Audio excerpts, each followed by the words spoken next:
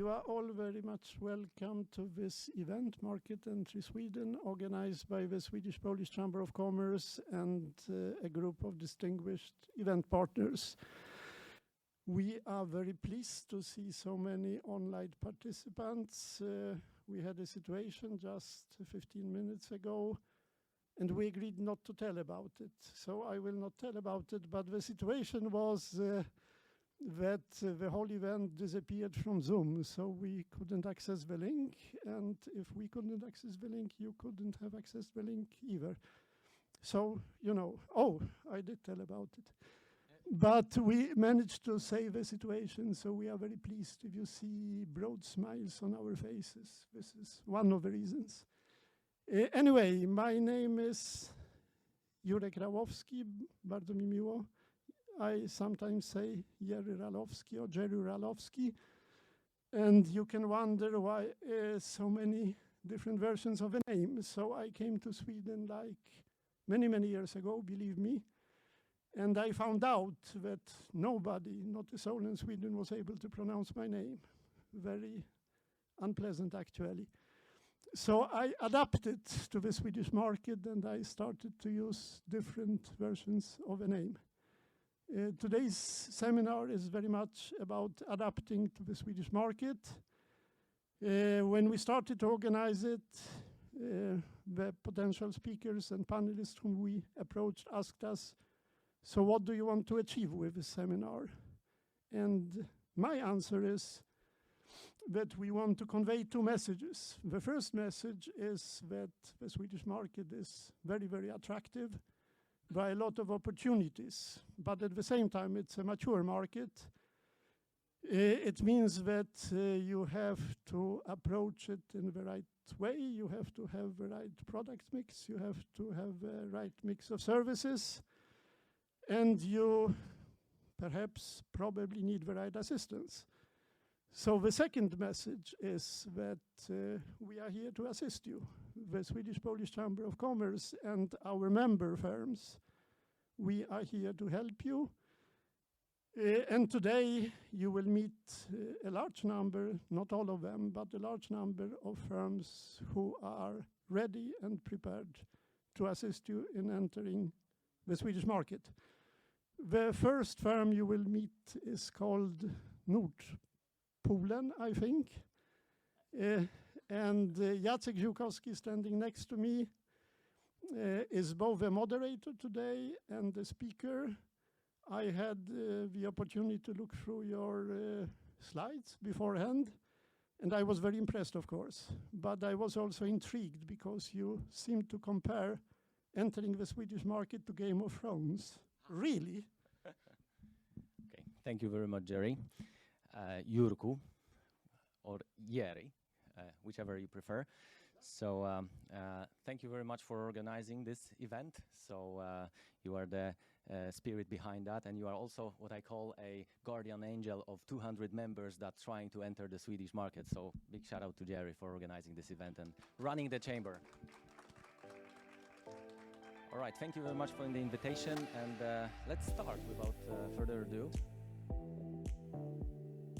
All right. Reflections on two market entries in Sweden. So imagine that you are in your 30s and you live in a capital city of fairly big country in the European Union, right? You have a fairly good life. You have a wife, son, great jobs, many friends. You travel all around the world.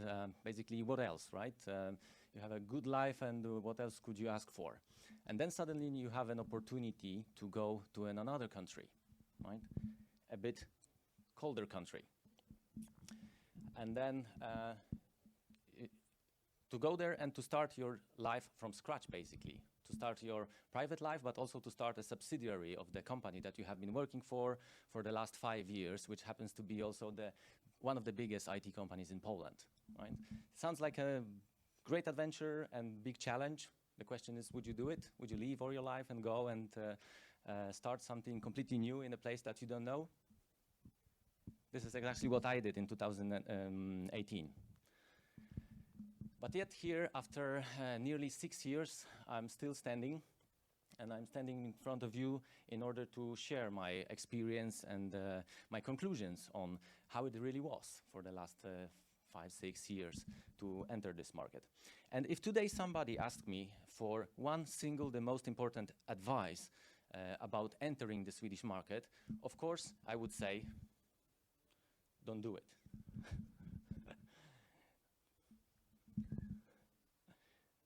Unless you do your homework first. So you need to understand why you even want to come to this market. You need to understand this market. You need to understand yourself.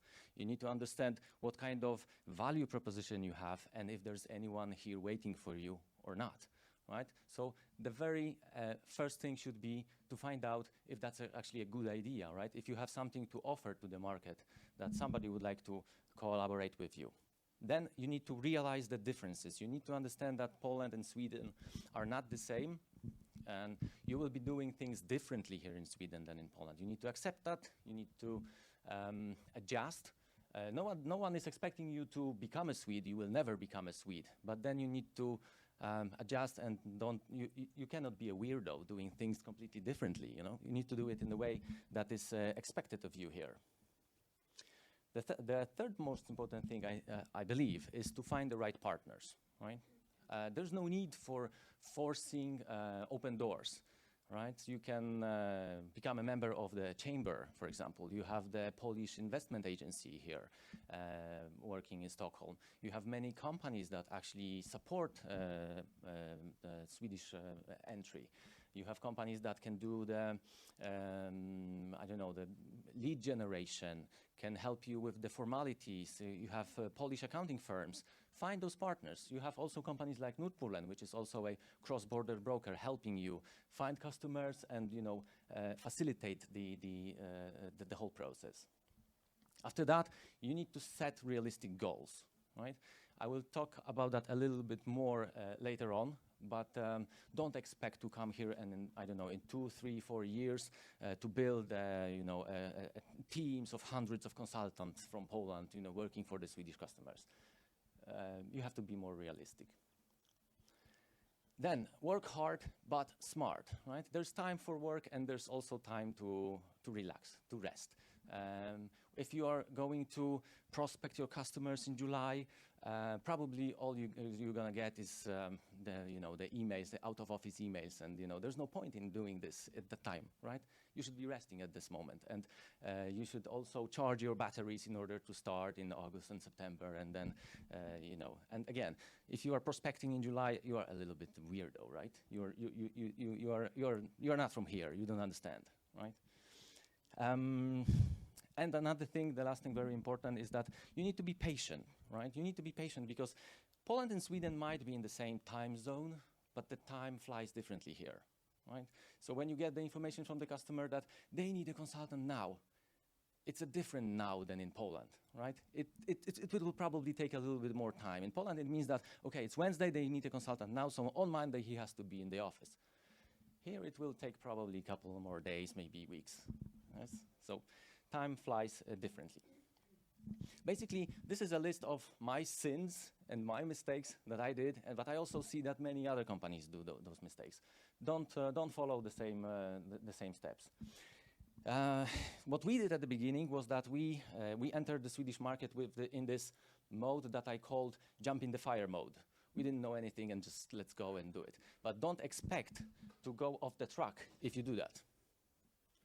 This is actually the picture of my car when I was traveling up north during the summer, the winter. Nice surrounding, by the way.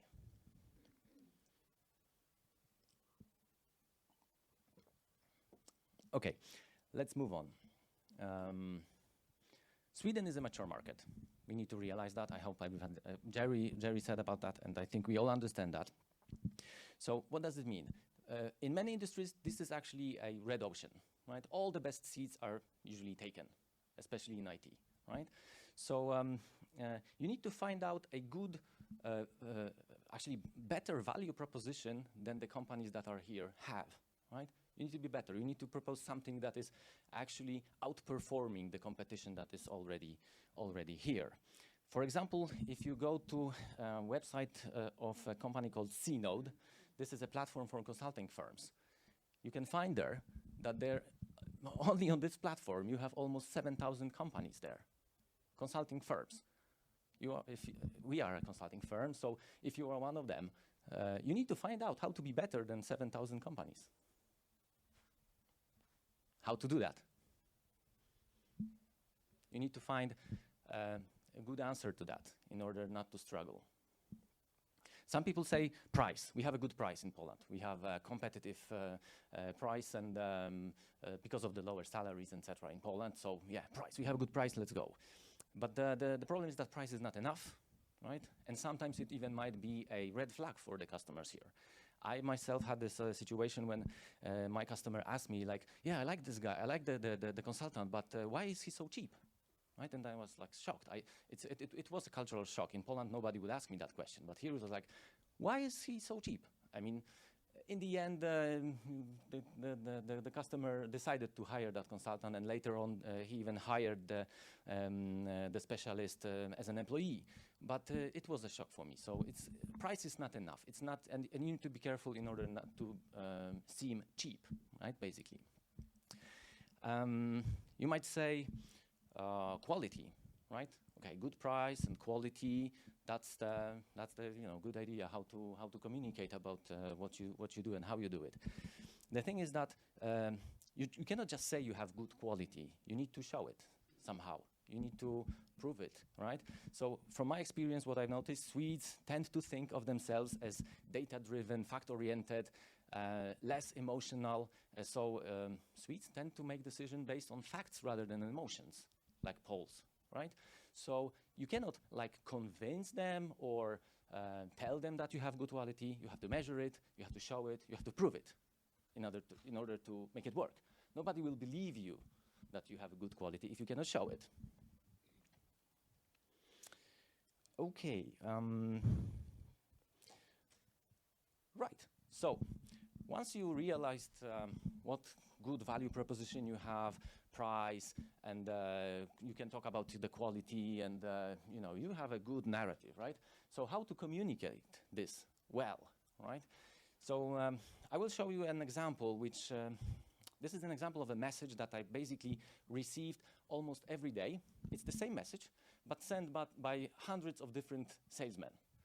They just changed the name, basically. This message I receive it from Poland, from Ukraine, from UK, from India, yeah? And it usually starts like this. Hi, Jacek. I hope my message finds you well, right? This is basically, when I see that, this is basically, this is how I react. This is nothing else you can do, right? And then it goes on. So I came across your profile and I was impressed by your experience and achievements at NordPolen. So this is personalization, right? So now they are trying to please me and and personalize. It's about your company, etc. So this is personalized message.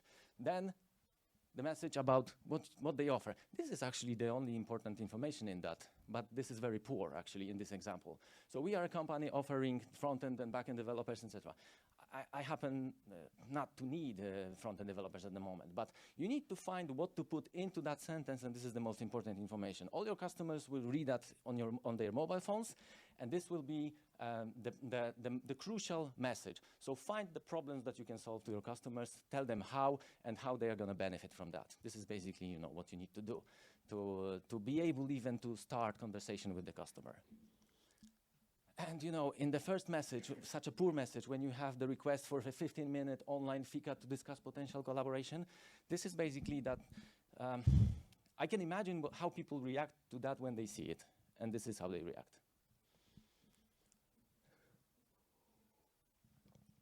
This is how I imagine people react when they see it. Like, imagine you are an in-shop department, the procurement department, and you see this message like every day from many different companies, right? At some point, all you can do is just, yeah. Okay. You have a good value proposition, you know how to communicate, you finally get your first leads, your first requests from your customer, right? It is very, very important to listen carefully and reply precisely to what the customer really needs. As an example, if I receive a job description from my customer, project description, and the list of skills that the customers expect from the consultant to actually meet, right? From my experience, you need to meet pretty much all of them. If you have like 90%, okay, 80, probably not good enough. Again, my experience, you might have different experience, but from my experience, it's more or less like that. If the consultant doesn't have a crucial certificate or crucial skill, don't even bother sending the CV. Again, my experience, they don't want to proceed with the candidate that doesn't meet the requirements. Why is that? I mean, I think that, you know, again, a data-driven, fact-oriented approach, and also once a Swedish company hires an employee, this is basically like forever, right? It's very hard to fire anyone after 6 months of probational period. So the Swedish companies are used to hiring the people that meet their requirements. And this also applies to consultants, even though it's easier to fire consultants. But I think this is the kind of a cultural thing and certain pattern. This is one of the crucial things, differences that I've noticed when we are comparing the Polish and Swedish market of consultants or contractors, actually.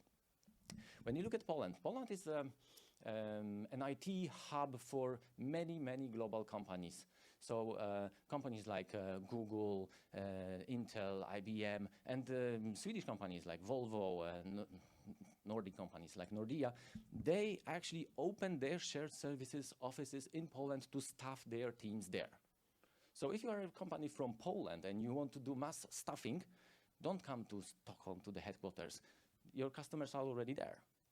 They want to staff the big teams in low-cost countries. That's what they call it. I heard it so many times. So if you come here, you need to have a different approach, right?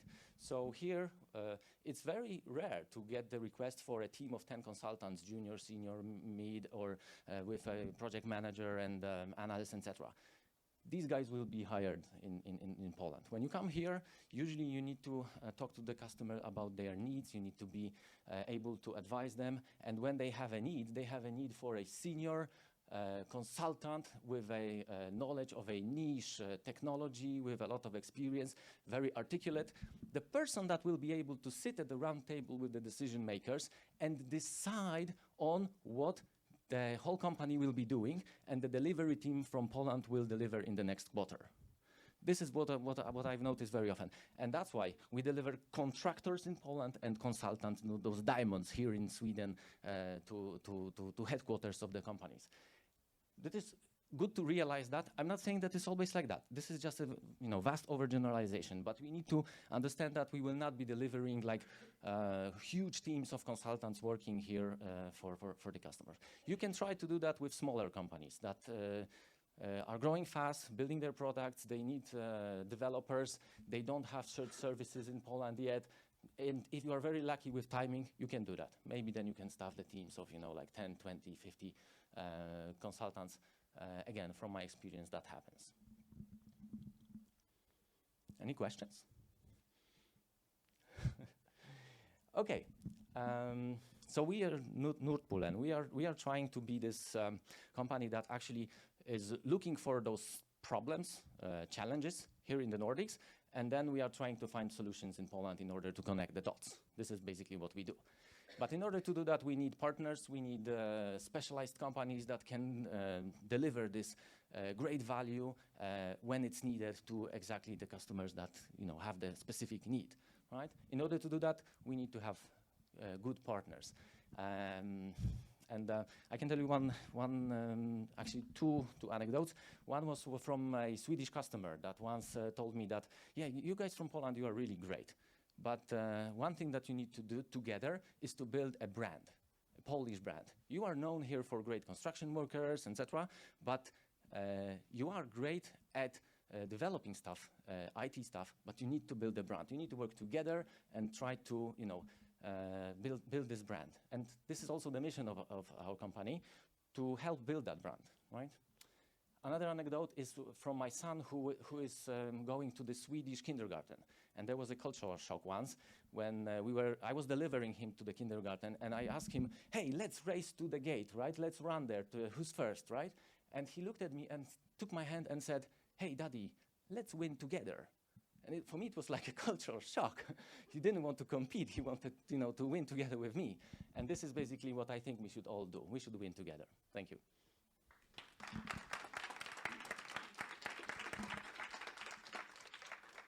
All right. I have a question. Yep. So just before you go, so is it contractors and consultants that you offer to the Swedish market, or is it also projects and advisory services? Yeah. So as I said, in general, I try to identify the challenges and the problems. It might be to deliver a consultant, a specific consultant. I focus on consultants in my presentation, but it can be also to deliver to connect the company with a specific company that specializes in that area. There were some requests of companies that said that, hey, we have vendors, but we have just one. And it's a risk for us. We need to diversify.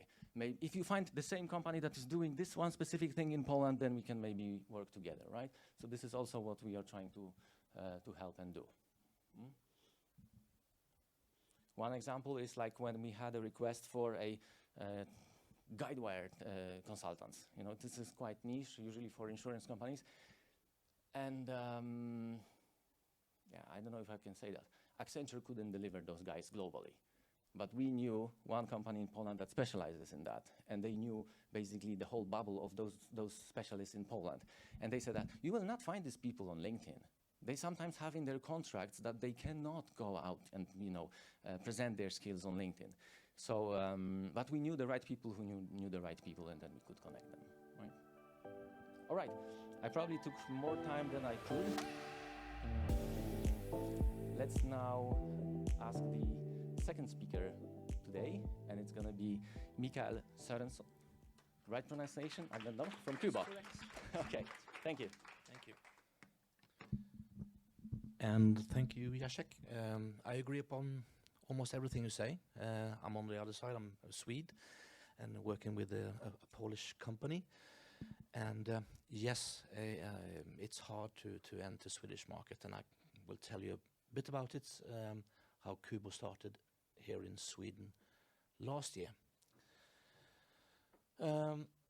Thank you, Swedish-Polish Chamber of Commerce, for having us, KUBO, and myself as a speaker here. And a little bit about my background. I have a long run in the electronics, software, hardware, embedded systems, and so on. For over 30 years, I've had my own company in production electronics. I have a vast international and national experience. I've been working for Volvo Trucks as a requirement manager for the complete vehicles. I also been at Continental Automotive, selling and producing components for the complete vehicle, engine, infotainment systems, self-driving cars, and so on. And I've been working with Poland through Theodore for 3 years. And now I was hired in November last year to start up KUBO International in Sweden. Here we go. KUBO is a company, it's plus 10 years on the market in Poland. We are in IT engineering and recruitment services. We are over 100 engineers, say 130 I think now, and we are about 20 people in the administration, HR and accountants and so on, with a good revenue, and we do money, and we are a family company growing organically. No investors whatsoever. And this is what we are doing in Sweden as well. We find business and start thriving, hopefully. 2 offices in Poland, in Torun, where we started. Torun is also where the father of astronomy was born, Nicholas Copernicus. And this is where KUBO started, and then moved to first Gdynia, but then fairly soon to Gdansk, very close to the largest customer. And since last year, we are now in Gothenburg. So here you see our history. The founder, Tomasz Kowalski, started in 2014 as a one-man company. He was both the salesperson, the buyer, the consultant, and everything. And he struggled, not struggled, but he fought for some years, and finally there were 40 to 50 engineers working for him. And then during that time, he also hired a lot of admin guys and girls, HR and accountancy and so on. So they moved from Gdynia in 2019 to Gdansk to be close to the biggest customer in aviation, doing a lot of work when it comes to the cloud service and app development and so on. So it was a lot of IT work and some recruitment services as well to hire the best personnel for the companies they were working with. And for 3 years in a row, they have won the Business Gazelle Award for financial great achievements. So it's a solid company, and therefore they wanted to extend the business and looking upon the Nordic countries and Sweden, of course. So that's why they hired me, and I hope I can make KUBO thrive in Sweden and Nordic countries as well. So why the Nordics? Why Sweden? There are obstacles, and Jacek he mentioned a few of them. It's difficult to enter the Swedish markets, but also quite easy. We are a global company working with global customers, and we hire people where we are locally, experts and so on, both teams and also single engineers. And as Jacek said, it's mainly consultancy. Contractors, yes, but mainly consultancy. We do work in a hybrid mode, and we also try to relocate sometimes from Poland. Some of the main portion of developers, as you said, Jacek, are from Poland and doing the hard work, so to speak, but the consultants guys, they sit in Sweden, buy the customers, and talk to the stakeholders, as you said. So in Poland, we work in aviation, banking, life science, gaming, amongst others, where life science and aviation are the largest customers. Banking, quite big. We're trying to grow in that area. Gaming, yes. And in Sweden, we are doing all those stuffs as well, and trying to enter the automotive business and telecommunication. Mainly because I've been in automotive for such many years. You have the large OEMs in Sweden, and also the sub-suppliers for the automotive business. And there's a lot of cloud needed now with big data, updating the cars and everything. So that's where we are. And when we look at Sweden and Poland, we are similar cultures. We have basically the same values of things, and we talk easy to each other, except for the language barrier, though. But we can now meet in English these days, and I'm trying to learn Polish, but it's a bit hard, to be honest.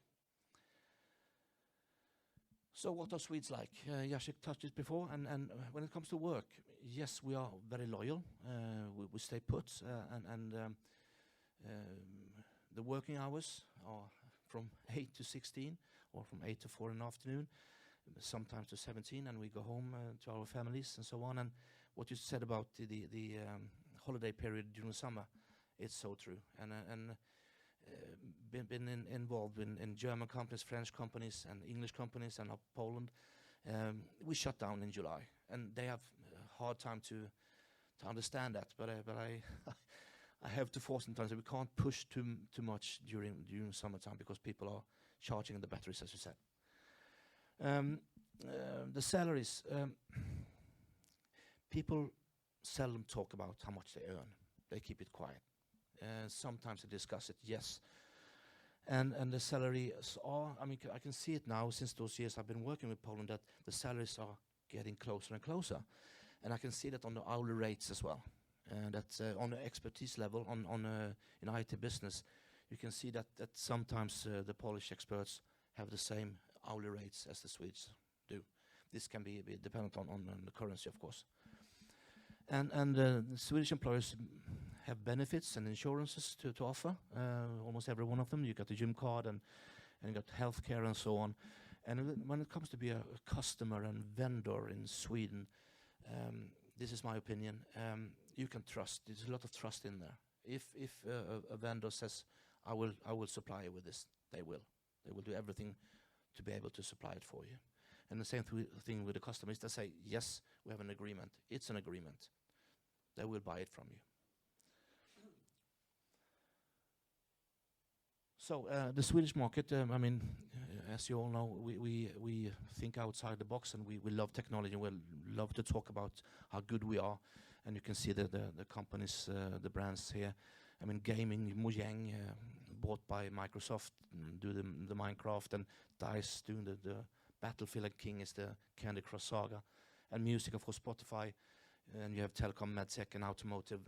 You just not only Volvo trucks and cars and Polestar, it's also Seeker and Geely and these guys, and all the sub-suppliers of that technology. I mean, like Hailtech and ECarX and these guys. So it's a lot of things to do, and IT is coming more and more into this technology as well. I can say at least at the automotive, where the barriers are taken down in between R&D and IT. So, and these companies you probably know as well. So, I mean, we are quite famous out there in the world, we think, ourselves. We don't brag too much about it.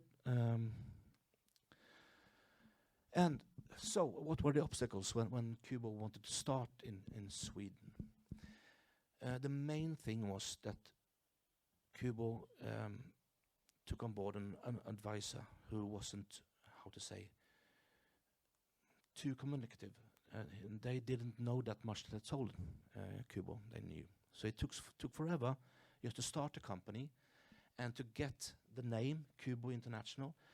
It was over half a year before something happened. So we laid that advisor off, and then we came to the Swedish-Polish Chamber of Commerce, and everything was solved in 2 months. So KUBO has a lot to think of. I thank SPCC for.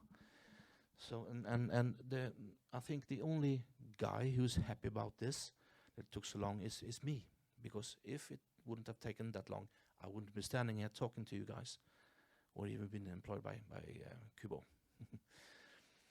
So I'm happy about it. And now, what do KUBO deliver? What do we do?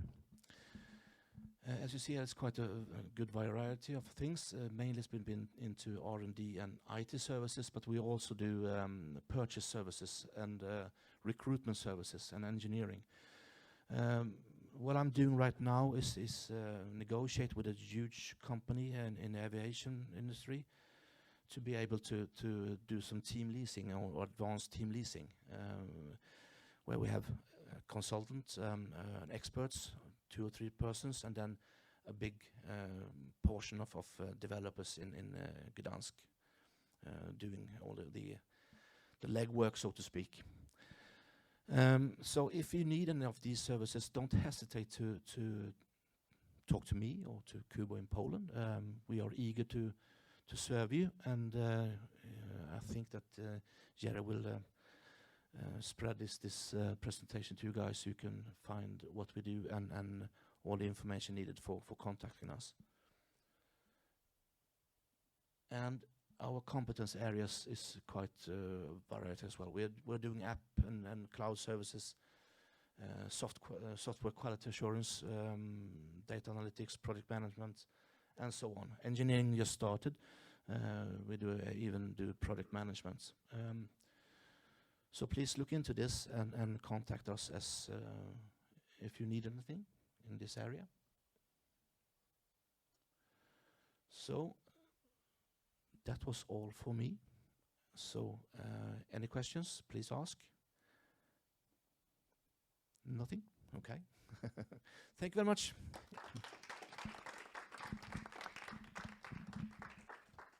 Thank you very much. And I'm particularly proud of you guys because I also come from Toruń. Oh, nice. So I'm a local patriot, and I Hope you're gonna do great in the Nordics. So good luck. Good luck. Thank you very much. And now we are moving to the next speaker. This is gonna be Theodore Andersson from Ebury.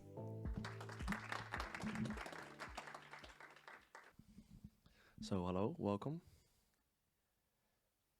Okay, great. So my name is Theodore Andersson. I represent Ebury Partners. I'm here to talk a little bit about the financial solutions and the opportunities when you're moving abroad into a new market.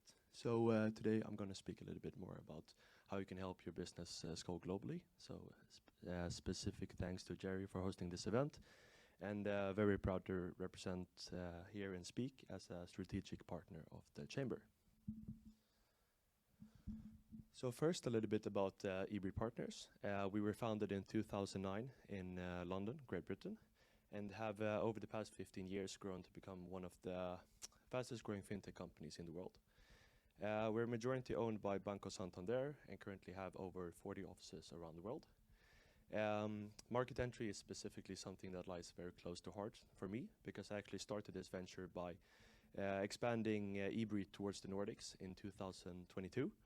And yeah, so I know a little bit about, despite coming from Stockholm, Sweden myself, I spent most of my career abroad, lastly in the Netherlands in Amsterdam, where we then started the expansion and are now here locally in Stockholm. So why are we actually a strategic partner to the Chamber, and why am I speaking here today? So we kind of believe that it's very crucial when you're moving into a new market to be able to combine local expertise, but also to leverage global networks and find the right partners to help you succeed in new markets. As you can see here, these are some of the locations where we are present in, of course, both Poland and Sweden. Helping a lot of companies basically to simplify the trade between the different regions.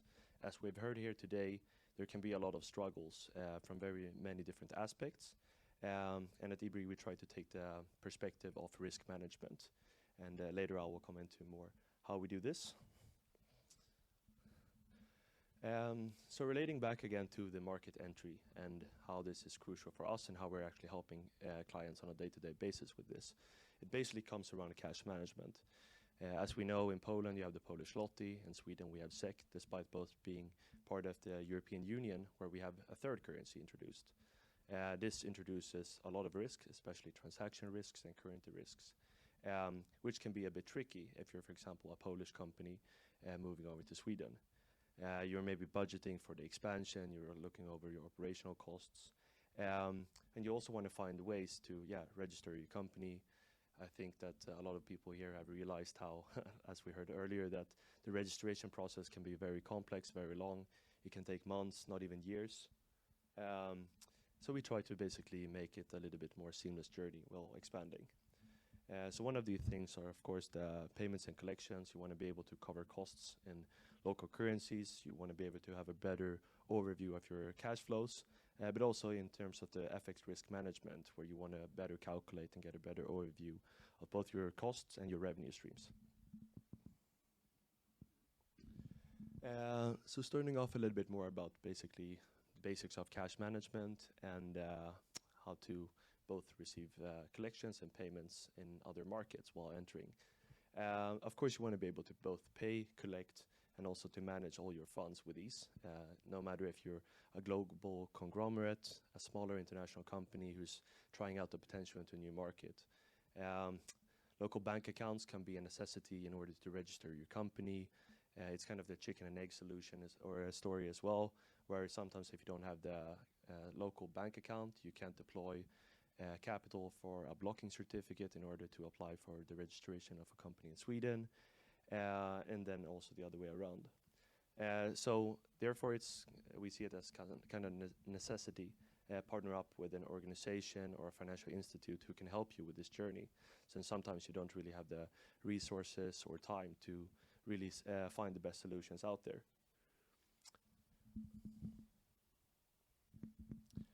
In terms of risk management, we see the risk of expanding with new currencies as well.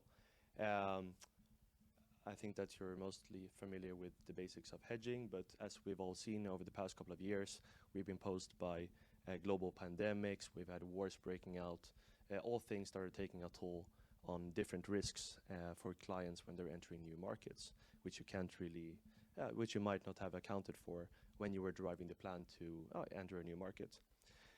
So yeah, as an environment that we're living in today, we see high inflation, skewed interest rate policies all around the world. So we've been posed by very volatile markets as of late. Also, when the market moves against your business, your profits can be highly affected, and this can actually make or break your international ventures. So basically, hedging is a risk management framework in order to protect your margins. While doing it, you need to clearly define your goals and your risk tolerance in order to better forecast your flows and basically how you conduct your operational business. Of course, there's pluses and minuses towards this, but some of the reasons why we see that a hedging strategy should be an integral part of moving into new markets can definitely be because you get a much better forecast and overview of your potential cost and revenue streams. Some of the risks, if you don't deploy a risk management strategy such as hedging, you can lose your competitive risks towards new client acquisitions. You're maybe planning your cash flow predictability, your cost streams, and this can be highly impacted if, for example, the Swedish krona appreciates or depreciates against your notional currency from your home country. Also, of course, some of the further risks, which we see a lot of companies who we've been helping from Poland, for example, to move over to Sweden, are also reputational risks. You can kind of get screwed a little bit about the financial stuff of this, but also if you don't really hedge your costs, you can see that other actors, multinational companies who are working with a clear risk management framework can much better protect their consumer pricing, which of course makes them more competitive in the market. If the market moves against you, costs goes up and you need to maybe add these price increases to your clients, it can lose competitiveness into new markets, which you might not have realized upon starting the new business venture. At Ebury, we believe that setting up a risk management framework shouldn't be too difficult. So therefore, we usually try to deploy a 6-step framework when we're helping clients to move into new markets. The first step is basically, actually not in the circle, but defining a clear goal, what you want to do. If it's either to protect your profit margins, if it's to create a strong bond with new client relationships, but also in terms of stabilizing future cash flows.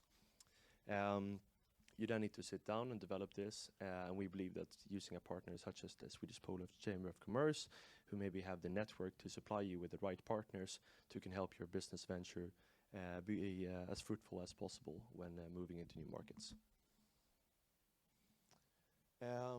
Second step then is, of course, apart from defining your goals, you always need to look over your risk tolerance. It depends highly on the sector that you are in, and can also differentiate a lot based on the time frame that you're working in, how your operational cycles work, and so on. Therefore, we always try to apply a certain balance affected on how risk averse or how risk tolerant our clients are. Then it's important to also apply this with a certain strategy which is suitable for your needs. Some of the most prominent ones are the static, rolling, or layered hedged, where you divide your risk management policies into quarters, months, or years, also depending on your time frames and your cycles. A little bit more about the partnership that we have with the Polish Chamber of Commerce here. We believe that your business strategy should be the driver of your decisions when you're entering new markets, and not currency movements. Of course, a little bit biased presentation. Maybe it's obvious, but we work with FX. But we believe that it's very essential to find the right service and support while entering a new market. it can be very difficult to deploy new banking relationships. You need to have people going over there constantly. You need to meet with all the 6 biggest banks. They all tell you that they have the best solutions, the best prices for it. But if you're a small company, you might not really have the time or resources to continuously look for the best options. With easy integrations to new platforms, you can manage and oversee all your cash flows and all your currencies in one place. So we believe that by utilizing your network and local expertise, you can get a much better understanding and setting up the appropriate payment architecture for entering new markets. Of course, also to be more competitive on the new market, if you're seeing that you're selling a product or service, but you can only invoice in your notional currency, this can be sometimes a greater risk for your clients, which can lead to them choosing local partners over yourselves. Therefore, we believe that by combining a service and a product, and usually also like a partner for the new market, this is essential for getting a seamless integration while expanding internationally. So yeah, things doesn't always have to be as complicated as the banks tell you that it is. For example, at us, one of the partners here today, we usually try to sit down with the clients. First of all, discuss your business needs to see why are you entering this market, how can we help you with this. For me, as mentioned, started this business venture in the Netherlands, but I've now moved over to Sweden, also helping not only international companies go to Sweden, but Swedish companies to go abroad. But we've also helped over 50,000 clients globally, especially with entering new markets. So based on this information and this knowledge, we always try to find the right solutions and tailor-made them for our new clients. Further on, no subscription costs. It's free of a registration platform. So therefore, we believe that we could be one of the partners who can help you setting up in a new market.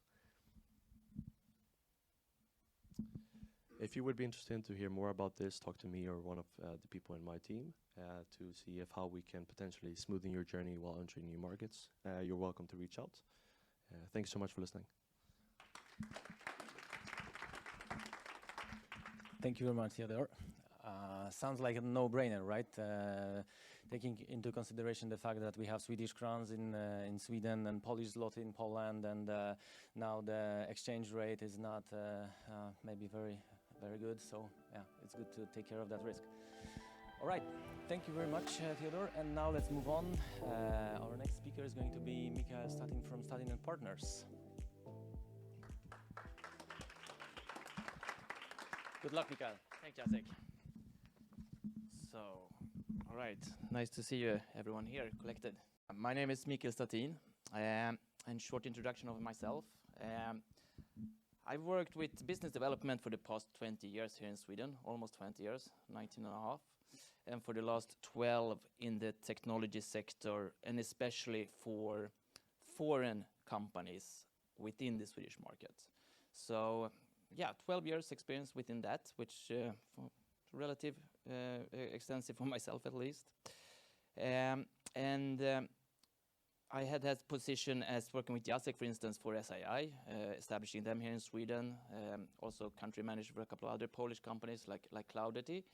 But I also worked with UK-based companies, Ukraine-based companies, Romanian companies during this time. And I was employed for the most of the time. And I noticed some things I learned from these experiences, both from the successes that we had, but plenty of failures as well.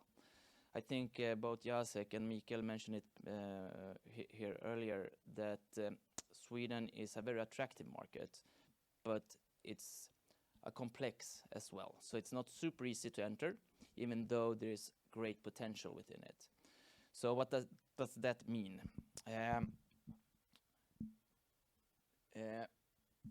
It's the Swedish marketplace, the Swedish business community, is a very mature one, right?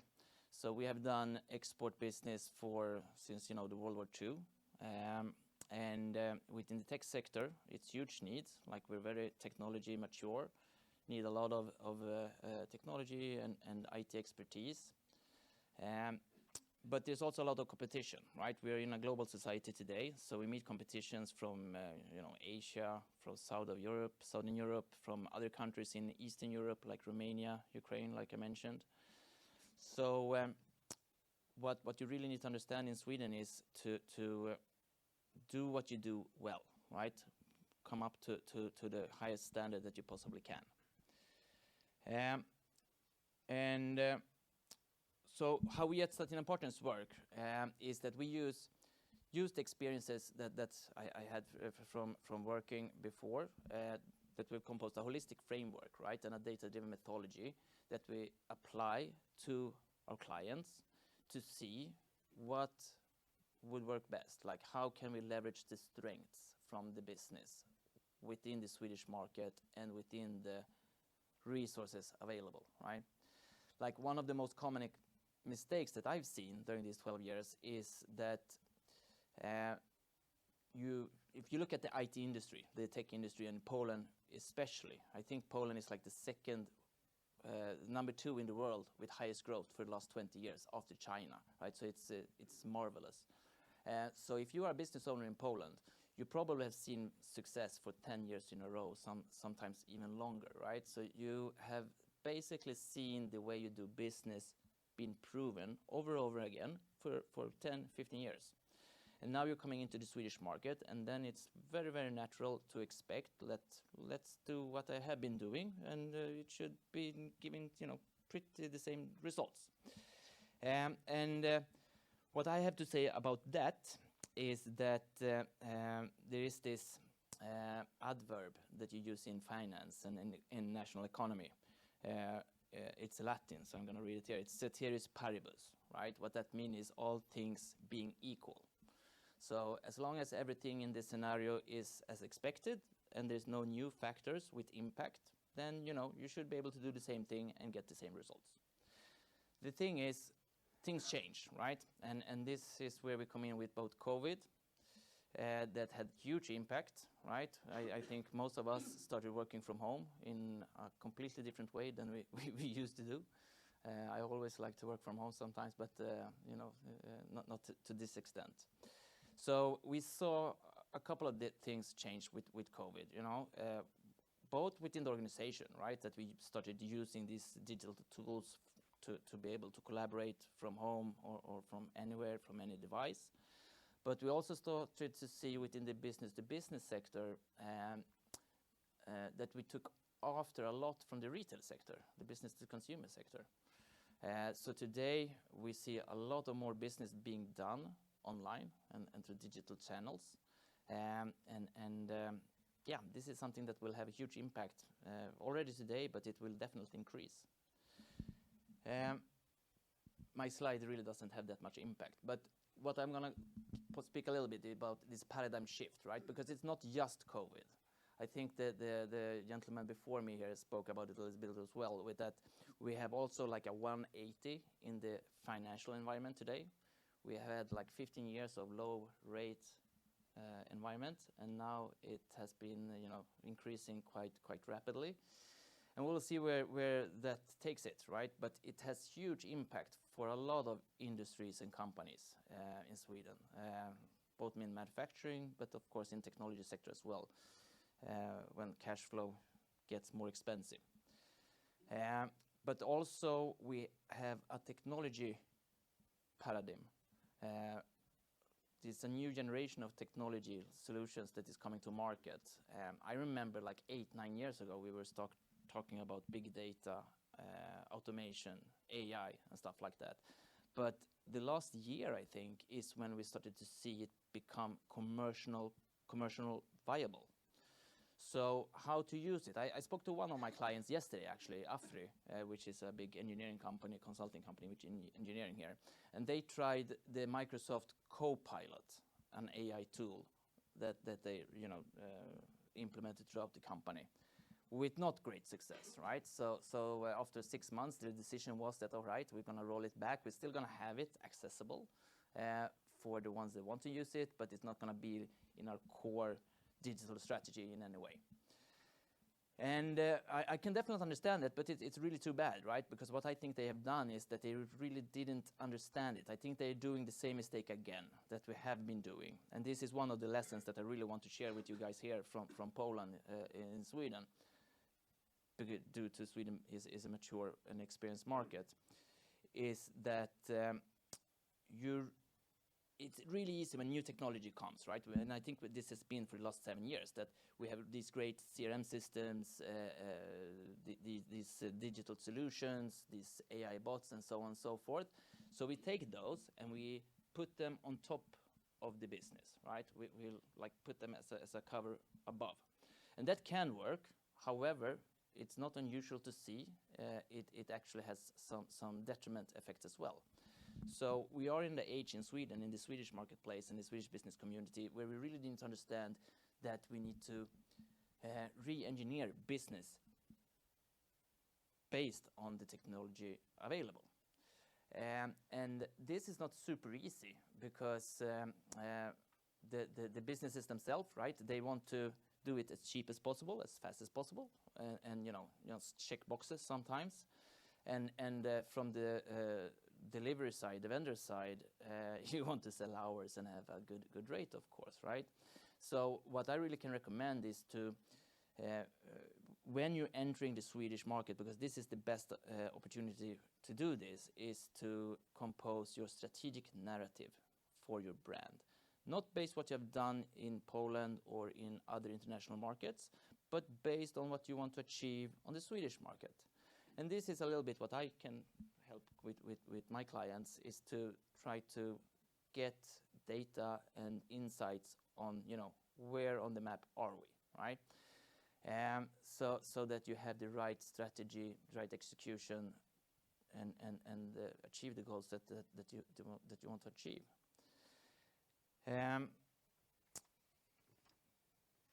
So how would I approach the Swedish market now after COVID, right? So it's not like anything new per se. It's going back to the basics. Do a good due diligence, right? Start with collecting data. Don't, you know, make too big conclusions from past performance, because it really doesn't have that much value in the Swedish market.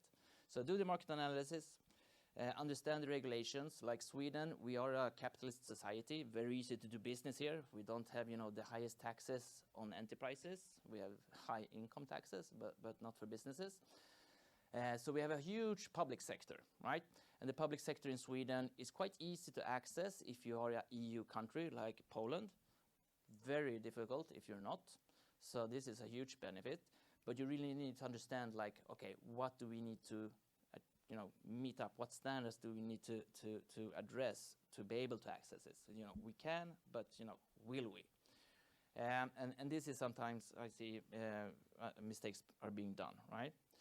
Secondly, of course, is to niche yourself. Like Sweden is sometimes called the middle milk country, mellanmjölkslandet.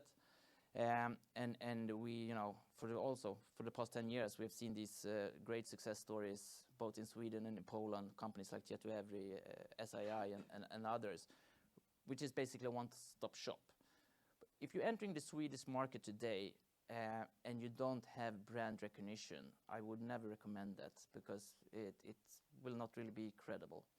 So we see, you know, the trends going to much more niched actors.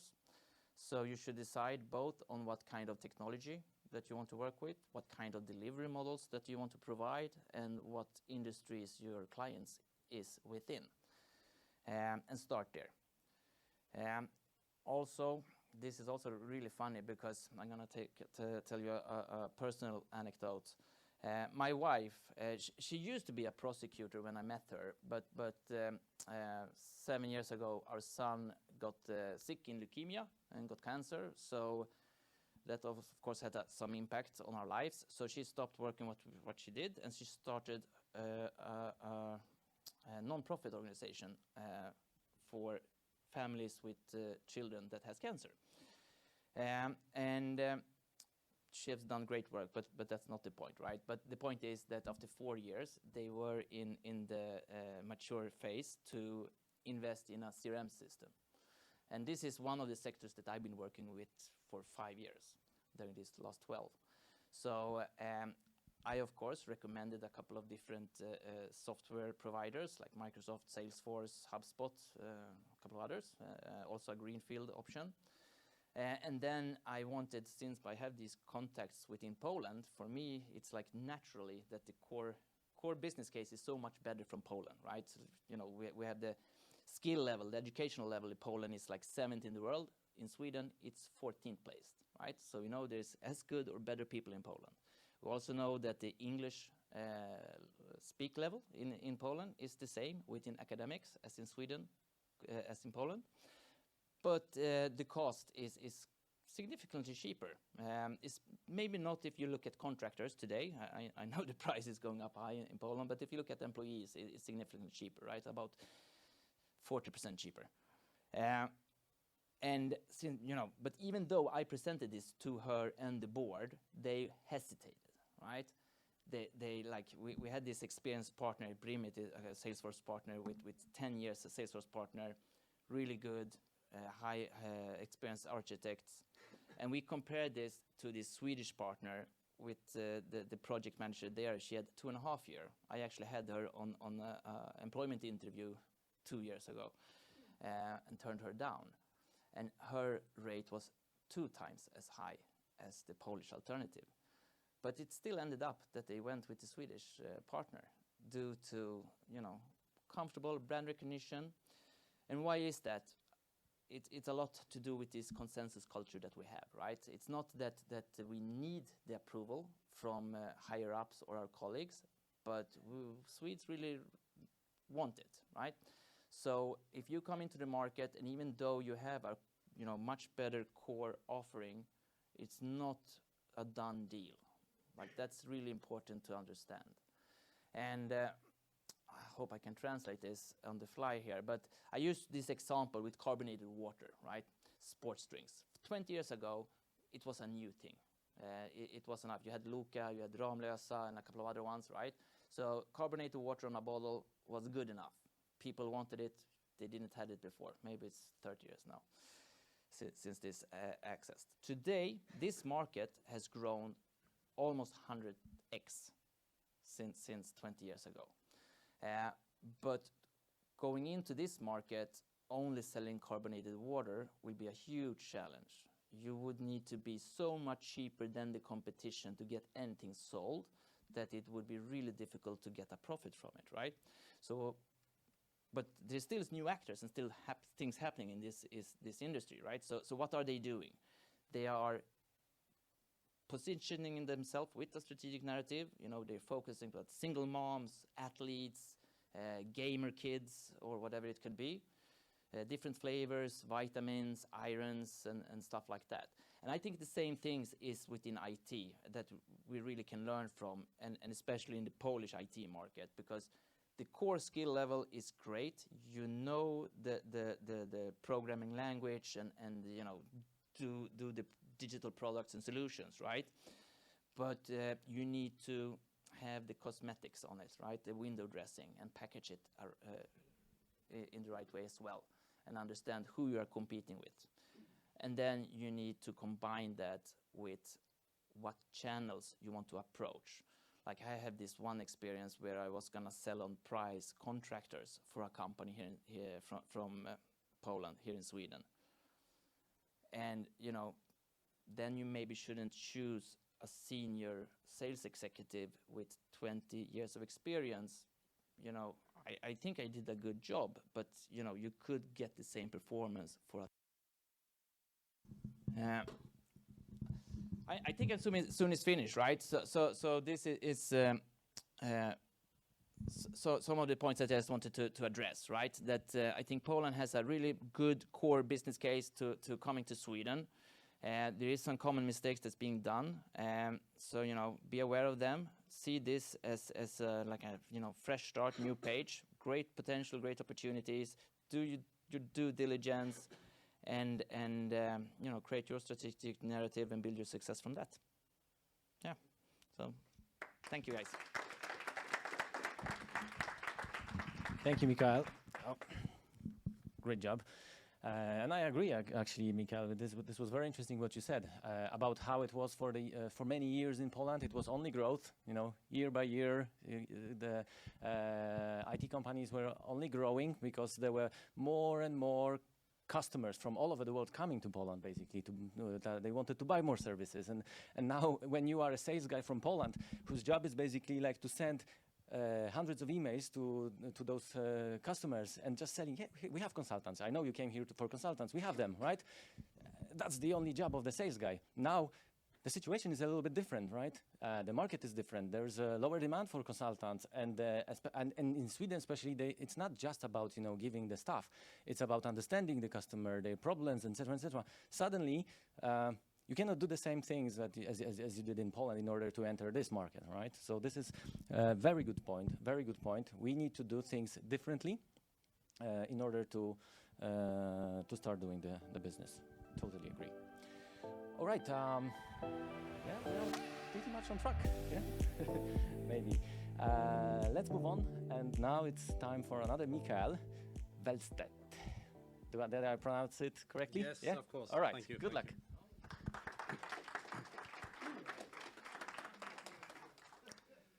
So, a few weeks ago, I went to a conference, and there I met a guy that was really motivated to enter the Swedish market. So I asked him when we were talking, so what's your strategy? How will you enter the Swedish market? And he said, no, it's very easy. So we have sent out 10,000 LinkedIn messages. 10,000. And they were using the whole company to do that. And well, you can question, is that really the way to enter the Swedish market, or are there other ways? So I'm working with coaching. I help tech companies to accelerate their sales and marketing, generate more leads and close more deals. And you might wonder what that is about.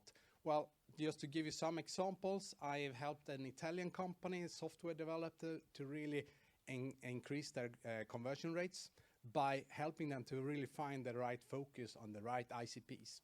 I helped the Swedish SaaS companies to generate more leads by defining a clear action plan, what they need to do to find more leads. I helped a Finnish software company to start with new lead generation methods by starting with LinkedIn and have a shorter time to market. Some examples. And a typical question I do get is that, so who's winning and who's losing? So what's the success factors? Are there any patterns that you can see about who is successful or not? And I can actually see with the people I'm working with, I can actually see two different factors. And the first one is that those that are very successful, they have a goal. They have a clear vision what they want to achieve. They have a clear direction, and they are really working towards that. And the other thing is that they are taking big steps. Because quite often, we want to achieve something, and we have a goal, we try to go there, but we walk there with small baby steps. These people that are successful, they take big steps, and they're very determined, even if the goal is 10 years ahead. So how can you win in a new market? When you start coming to a new market like Sweden, it could feel a little bit overwhelming. As we heard before, when you are in your home market, you might have a very good success, you have good relationships, and you can grow very much based on referrals by just meeting people and so on. But when you come to a new market, nobody knows you. You have no brand name, and where do you start? And you have also limited resources. Maybe you just have your backpack with you there, as we heard from beginning here. So is it possible, or do you just need to send out 10,000 emails or messages? I will share with you a case study I worked with one customer, and they had a mobile application for logistics. It's a very simple one. You can see it here on the screen. It's just 3 buttons. You You scan a barcode, you say delivered, or you send picked up and something else. It's pretty simple application, but a very good one. And they were trying to find new customers. They were cold calling, they were emailing, they didn't really know what to do, and they couldn't find any customers. Why? Well, when I started to work with them, because they asked my help, we started to think a little about how many customers wake up in the morning and think, today I'm gonna buy a mobile logistic app. Very few, actually. It's almost probably zero. Because what does customers wake up in the morning? What do they think about at night? Breakfast. Yeah, breakfast, definitely. Coffee and so on. But they also think, what's the challenges I'm going to get through today? What's my top priorities? What do I need to fix today to survive? So, well, this team, and there were several salespeople, and they were smart guys. What they were doing was very hard. They were trying to find the people standing there with the money in the hand, waving, hey, I want to buy your product now. There weren't any. And very few people are ready to buy today. And that's according to Gartner, only 97% is ready today, and I think it's even less. And there are a few that are ready to buy today, but of those, how many are speaking to suppliers? Because they are doing other things. They are doing research, they are talking to each other, and then there's a few that are ready to speak to suppliers, but hey, they speak to many different suppliers. So it's almost like finding the needle in the haystack to find the people standing there with the money in their hand, if any. So we thought we need to do something else. And we decided to work with a model I'm working with called Customer-Centric Sales, which is actually starting from the customer and working way out to find an action plan and help them. So we started to make a really deep analysis of the market. And which market should they go for? Because they were shooting a little bit here, a little bit there, and we said we need to decide one market. And we decided to go for the municipalities. So then we went to the second step to really understand what does the municipalities need. And there are actually three things here in Sweden that are the top priorities for all the 200 municipalities we have here. It's to have low tax. They need reduced costs today. They should provide good services, and it should be secure. So then we were trying to map these together with the services that our apps could provide. And we're digging deeper and deeper to find, and we found a lot of things that it could help with. And then we selected just one thing. So we saw that they had a big problem when they were handing out IT equipments. Because when people are starting at a new job, they need a new mobile device and a new computer. And when it's broken, you need to hand it into help desk. And this was a big problem with many municipalities, because there was theft, there was fraud, and they couldn't control and they couldn't track and trace those devices. So we put together well, first we identified who has this problem, and it was the IT managers. So we identified the contacts, and then we put together an outbound campaign, and in this case we selected to do an email campaign. And then we executed and were following up and so on. Do you think this works? Well, I wouldn't stand here talking about if it didn't work. So what we did, and this was 1 year ago, but we selected actually only 9 municipalities in the first round. And we sent out 43 emails, and we got 2 really good opportunities out of that. So 2 businesses of 9. But of course, it's the same what we've heard from previous speakers as well. This was a very, very focused campaign. We were selecting the focus market. We came in a really good value proposition and something that they're helping the customer. The customer didn't want to buy a new app. They wanted help to reduce the theft of mobile devices. So the conclusion out of this is that you don't have to be known. It's of course very good, as Mikael said here, to have a brand name, and you don't have to send out 10,000 messages. But you have to be super focused on your customers, to be very specific on your customers, and clear on how you can help them. And I call that customer-centric selling. So starting from who do you want to help, find out what they need, find a way to help them. And if you would be interested to know more about customer-centric selling, I have good news for you. I have created a small mini course with 5 episodes that is available for free on here. So you just need to register, and then you got to get 1 email in 5 days with 1 new episodes, giving you some insights about how to do this.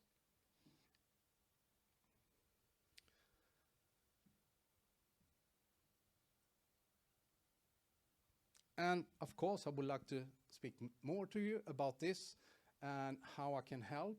You can of course contact me on LinkedIn. I'll try to be quite active there, and or on my company name, that is inonom.com, or send me an email. Love to talk to you, and I think that's it. Thank you. Thank you very much, Mikael. I couldn't agree more on what you have said. Yeah, it's a crucial thing to understand your customer, understand what you can deliver, and then just match it. Find that sweet spot where you can help your customer and get paid for that. It's basically the basics of doing business.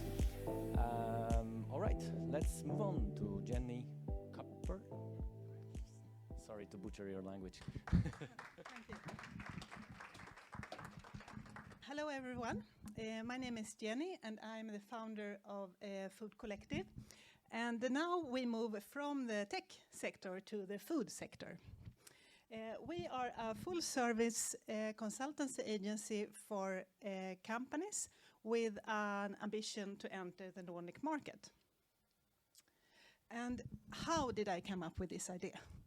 I have a background in food, starting with a Master of Science in Agriculture, and then I have worked as a buyer, category manager and business developer, and also business area manager for one of the largest food companies we have in Sweden. My last real job was as a CEO for a company that was acquired by Nestlé. And Sweden is a small market. And when someone with a long story in an industry change jobs or is out on the market, you get job opportunities proposals. So that happened even to me. And after receiving 3 job proposals, then I realized, why do I start working for someone else instead of starting up my own company? So I took the job offers and renegotiated the contracts and to a consultancy offer. So I started as a Nordic country manager for 3 different companies. And that is how Food Collective was founded in February 2020, 1 month before the pandemic. So anyway, so here now it will be very concrete about food and practical steps about how to enter the market. I will first just give you an overview of the retail and food service companies, market trends and the regulatory requirements, and then at last the launch process. I just agree with what everyone else has said here. It is difficult to enter the market. Especially because it is so concentrated. We have, if you have a category, if you, for instance, sell meat, you have 3 important people in the Swedish retail market. You have 1 for ICA, 1 for Coop, and 1 for Axfood. And of course, those 3 buyers get so many emails. How do you get access to the time with those? You need to know what to do and how to know to give them a good business. And what I also have realized is that we very much depend on networks in Sweden. And I didn't know when I started the company the value of having people opening my email. Now I know, and I know how to nourish my network. But this also, because we are so concentrated, it also makes it very attractive for companies to enter the Swedish market. And that's where we play the role between the buyers and the companies where they wish to enter. The food service sector is almost the same. Also 3 dominating players. And in total, they have about 90% of the market. And why is it so interesting with food? If you see that Sweden, if you see your grocery budget, the 3rd biggest expenditure is on food. So it is a market in Nordics, it is about 78 billion. About this, and then I have just a little bit short about trends because I know there are food companies also listening. We have 4 dominating mega trends in the industry today. We see this about the price. We also see that health and sustainability is a big driver. And here I know that there are several Polish companies delivering high on those 2 trends. The 3rd biggest trend in the industry is convenience, meaning it must be, we still want to cook, but it must not take any time. And it's a difference between cooking and heating. And at last, we also have digitalization and automatization. And that is also influencing ways of doing business. Meaning that even though we have the personal network, you need a person to do business with, but you do it digitally.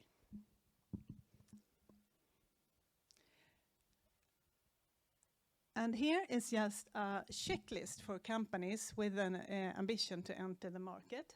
And here I just also again confirm with everyone else here, you need to do the homework because otherwise it will cost you a lot of money. Secure the compliance with regulatory and customs requirements. Even though we are within EU, there are still some small differences between Sweden and other countries. And you need to know those differences. So there you have the legal requirements, but then you also have the industry standards to take into account. And since there are only for retail, you have 3 bigger players.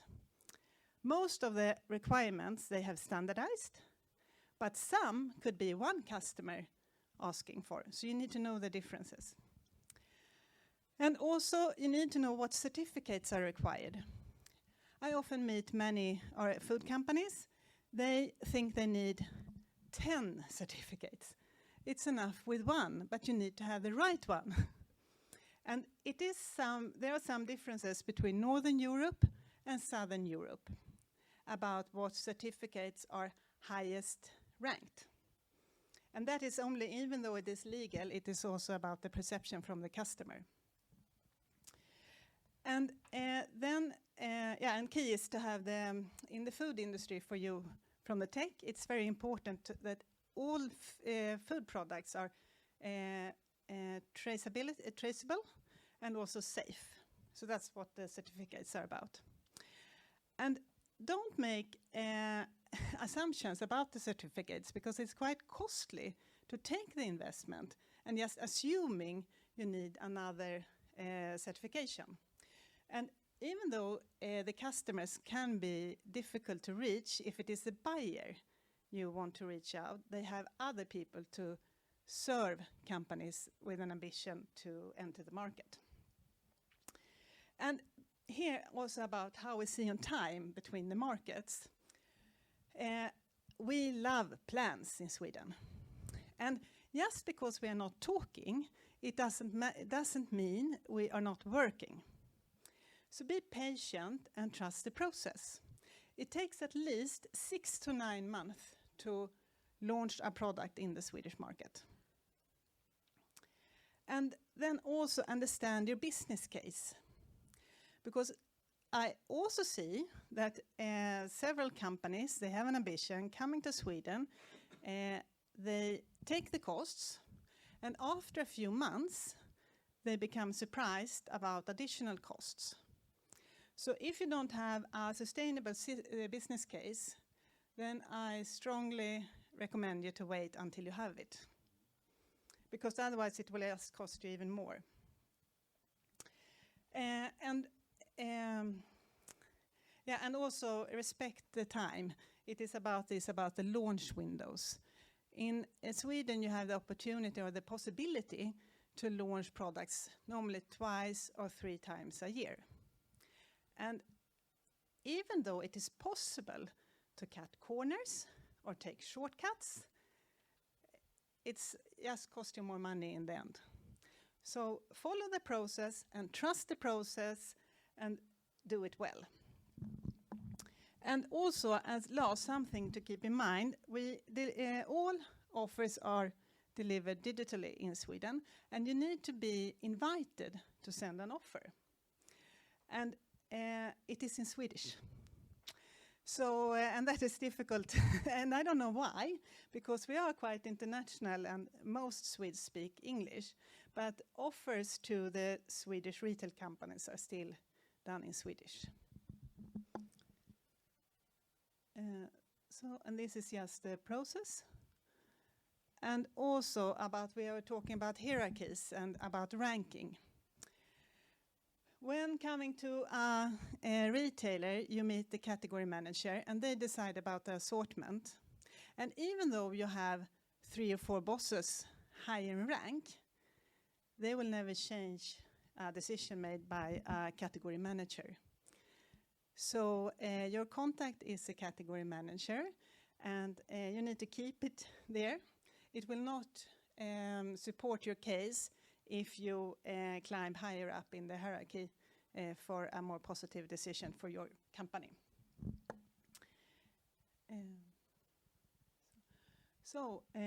Very good. So that was actually my last slide.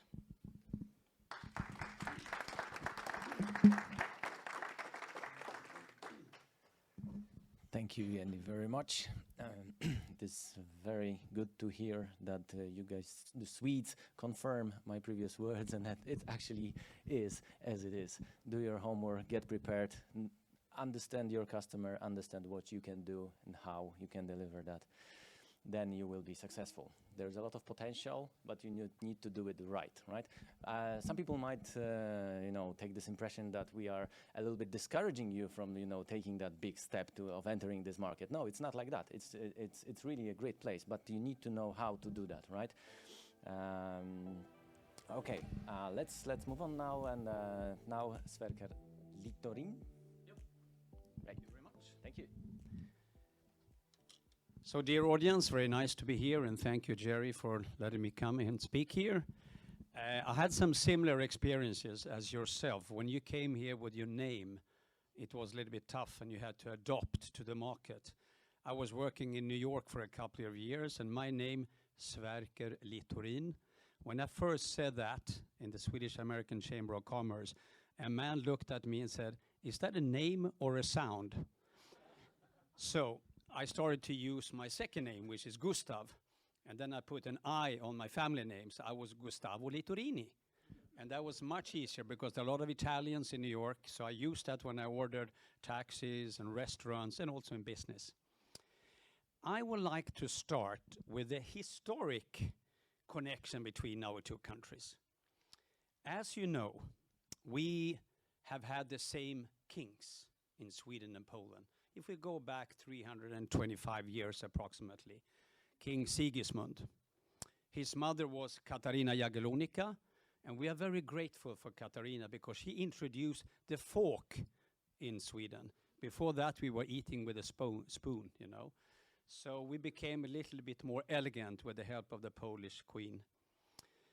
So this we have to take in perspective now when we're going to collaborate between our two countries. It's been a long tradition, 325 years of collaboration.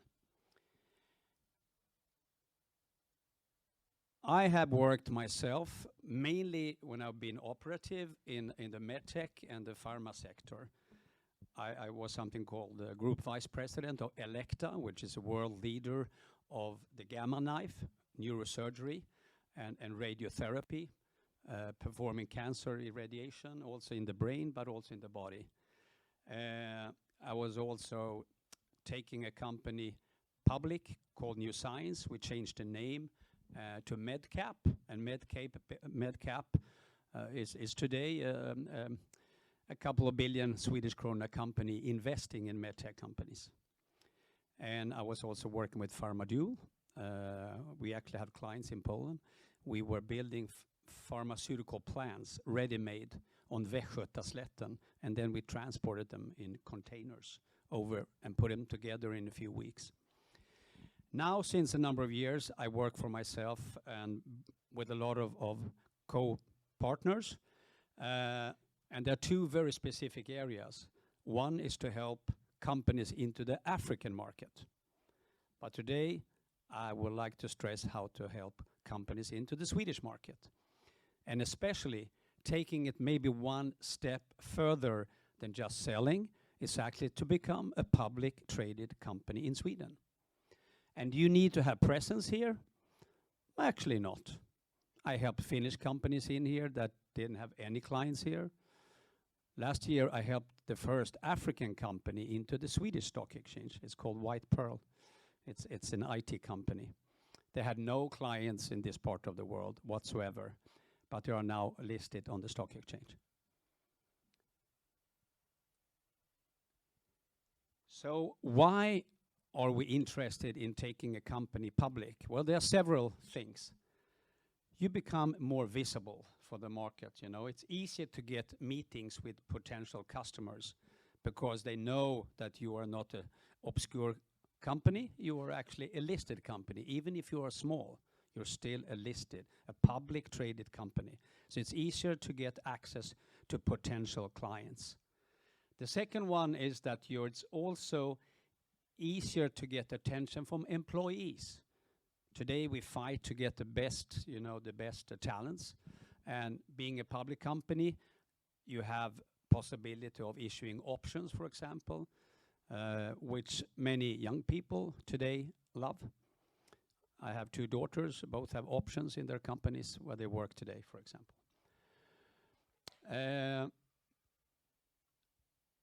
Banks, I have noticed, is also a little bit more in favor of companies that are public because they are transparent. In order to be public, you have to go through processes with accountants and lawyers and stuff like that. So they know these companies are a little bit better to tell how the situation is in the company, how it's financially mature it is, and how it works.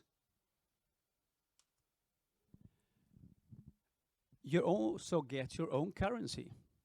You have your cash here, but you also have stocks here. And stocks you can use to buy other companies. That's one way of growing. Maybe you first get listed in Sweden, and then you have your stock, and then you make an offer. If you're an IT company, for example, then you make an offer on another IT company, and then suddenly you have your presence in Sweden. But you don't have to pay with cash if you make that agreement, of course. It might be a combo of cash and stocks, and sometimes only stocks. So the recognition and the credibility in the market, these are very important groundstones for being a public traded company. Then many companies do it because they want to raise, money in order to expand, maybe to develop new products or develop into new markets. So being able to be public traded, it helps you to expand. So where can you get listed? We have actually 3 different marketplaces in Sweden. The first one, Nasdaq First North. It's the Nasdaq from United States. So it's a US You have the second one, the Nordic growth market. It was started here in Sweden, but it's nowadays owned by Stuttgarter Börse in Germany. It's the 11th largest stock exchange in Europe. And the third one is Spotlight Market. Before it was called Aktietorget, for those who recognize that. So we have actually one Swedish, one German, and one American stock exchange in this country. And these are mainly for small, sometimes middle-sized companies. I have been part of taking a company public that had 0 revenues, nothing. So it doesn't, I don't say it's doable right now, because the prerequisite has grown a little bit. It's been a little bit tougher now. It's been the COVID, it's been war and things like that. So I would say that today I would recommend that you have maybe a $5 million turnover or something and up. Then you can go public here on one of the smallest. And then there are different requirements for each list, how many shareholders you need, etc. But everything of that is solvable. If you don't have the shareholders, we arrange that you have the number of shareholders necessary. So the Swedish stock market is a very vibrant place for small companies. We are the number 1 in EU. I would say that Great Britain has been the number 1, but they are not part of EU anymore. So there is a lot of smaller companies listed here, also from other countries, because they see the opportunities. And we have hundreds of thousands of small shareholders. This is Lisa in Blackstad-Möse, and it's Anders in Malmö, and it's Jim in Stockholm. So these are people that are very active. They love to invest in small companies. Most of them have holdings in larger companies, more safe ones, like Atlas Copco, like Investor, like Volvo. But then they use some of their savings to go into these smaller companies. It's a little bit like a lottery. Many of them buy, and they just put it there, or they give it to their children or grandchildren as a birthday gift or something. But they see the possibility that 1 out of 10 will take off and become really valuable. So therefore, the market is good. And from an owner perspective, the alternative to do this is maybe to bring in a venture capital firm. We have a good number of venture capital firms, but from the owner perspective, they are a little bit tougher. They take a large chunk of the company. They will press you much, much more. They will tie your hands and legs. I've been in those companies myself where we had VC companies. They are very good, some of them. Some of them are, a little bit using your weaknesses to take over the company. If you have 6,000 small shareholders, the owners will still control their company. Even if you only own in the end like 30%, coming to the annual shareholders meeting, it means that your 30% might represent 85, 90% of the outstanding shares. So you still control the company with a minority, because these 6,000 people, maybe 10 or 15, if you're very lucky, 20 comes to the annual shareholder meetings, because they are not in there to run the company. They're in there to see if you develop and become a success for them, for their little extra investment.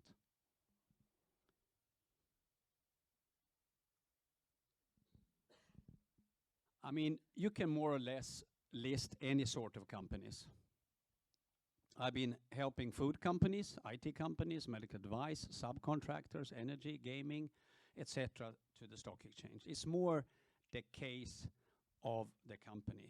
One very important thing is the management group and the CEO, the founder, the owners. Many investors says that I rather invest in a half a good company but an excellent CEO than the vice versa. Because an excellent CEO, an excellent founder can always turn the business case around, find new alternatives. So the leadership, even if it's a small company, is important in order to believe. And today, also you had to be able to communicate. It was up there. in order to get, because what you sell when you're out there, you sell the share, you sell the soul of the company, the narrative of the company. So that is very, very important in order to get the trust, to get people to invest in your company. As I said, I'm helping companies now from Sweden, Finland, and South Africa to enter the market here. I was just pointing out some companies like artificial intelligence, machine learning, robotics, pharma, energy, sustainable technologies. These are, you know, that's a little bit hot now. Then it can be any other company as well. But here they are a little bit the circulation, what is going on right now. I thought it was a very good opportunity to present for Polish companies. I mean, you are one of the larger companies in countries in Europe. You have always been very entrepreneurial. We know that you, even during the, you know, the behind the iron, when it was when Soviet was big, the Poles were, I think you still had like 80% of your land was still privately owned.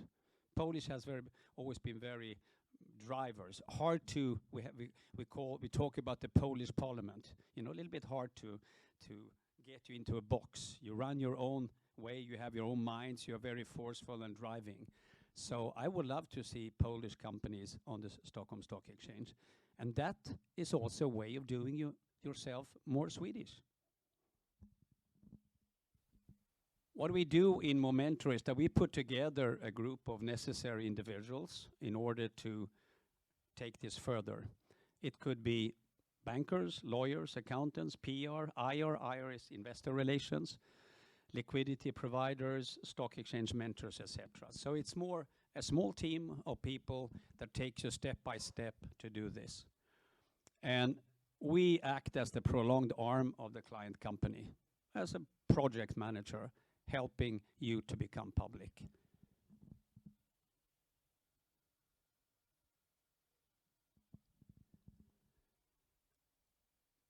So we help you to identify, to screen, and coordinate the different competencies.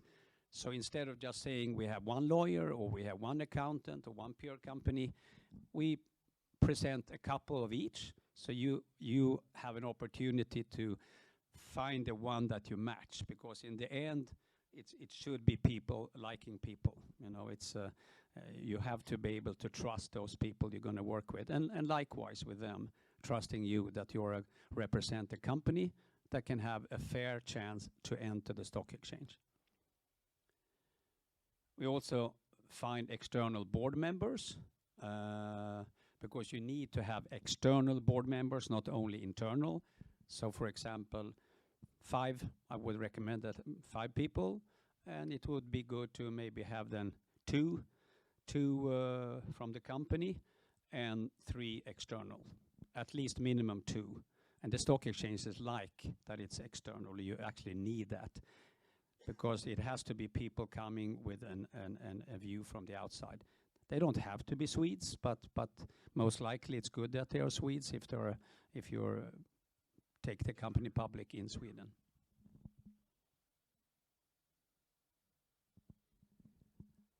So there are a little bit different ways of doing this. An IPO, that's an initial public offering. It means that you raise capital at the same time as you go public. You can also let the share float.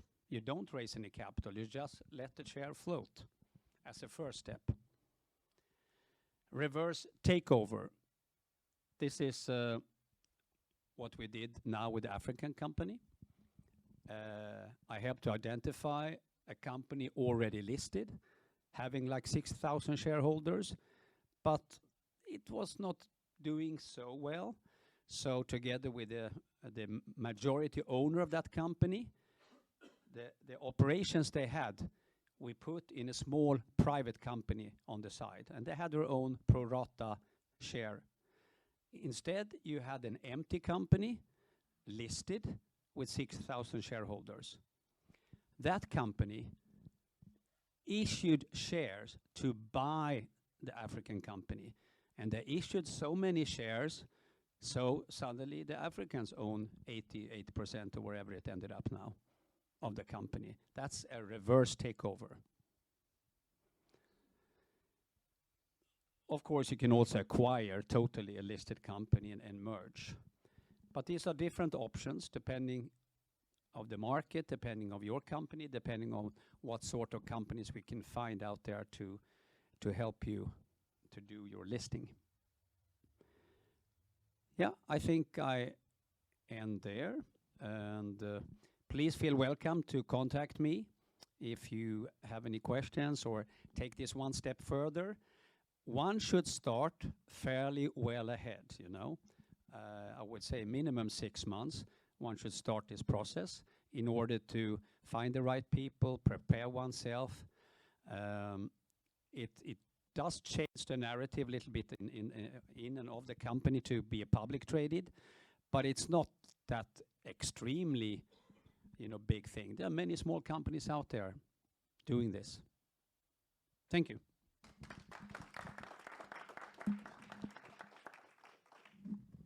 So Sverker explained to us that there are different options to enter the stock exchange. Well, thank you to all the speakers, great presentations, and now we will have the panel discussion. We need to keep the show going. So, okay, we have our panelists here. Just to start, I would like all of you just to tell us a few words about yourselves and also explain how you could be helpful to other companies that would like to maybe enter the market or start collaboration with the Swedish market. If there's something that you can, you know, bring to this relationship with the Polish or other companies as well, right? Right. Thank you. My name is Magnus Norlén. I'm the CEO of Tallbacka Lodging. We provide accommodation for employees to companies from abroad, and we exist for a reason, because the Swedish market is regulated in several ways. It's kind of hard to find accommodation for your employees if you bring them here, and we have the solution for that. Well, thank you for having me. My name is Antonia Krzymowska. I am an advocate with a doctoral degree in law. 15 years ago, I co-started a family business law, or we work with business law in a firm. We're called Krzymowski Advokater, and we specialize in dispute resolution, also in transactions and real estate. So I have understood that I am the only lawyer in this panel, so I hope to shed some light on the legal aspects of market entry. I am Victoria Rentzog. I'm the CEO of Axello. We are a consultancy firm specializing in market entry. So we work with B2B companies, mainly tech companies, IT companies, manufacturing companies, and finance companies. So we're a team of about 10 salespeople, very experienced within their field, and many come from leadership management positions or are specialized within the mentioned fields.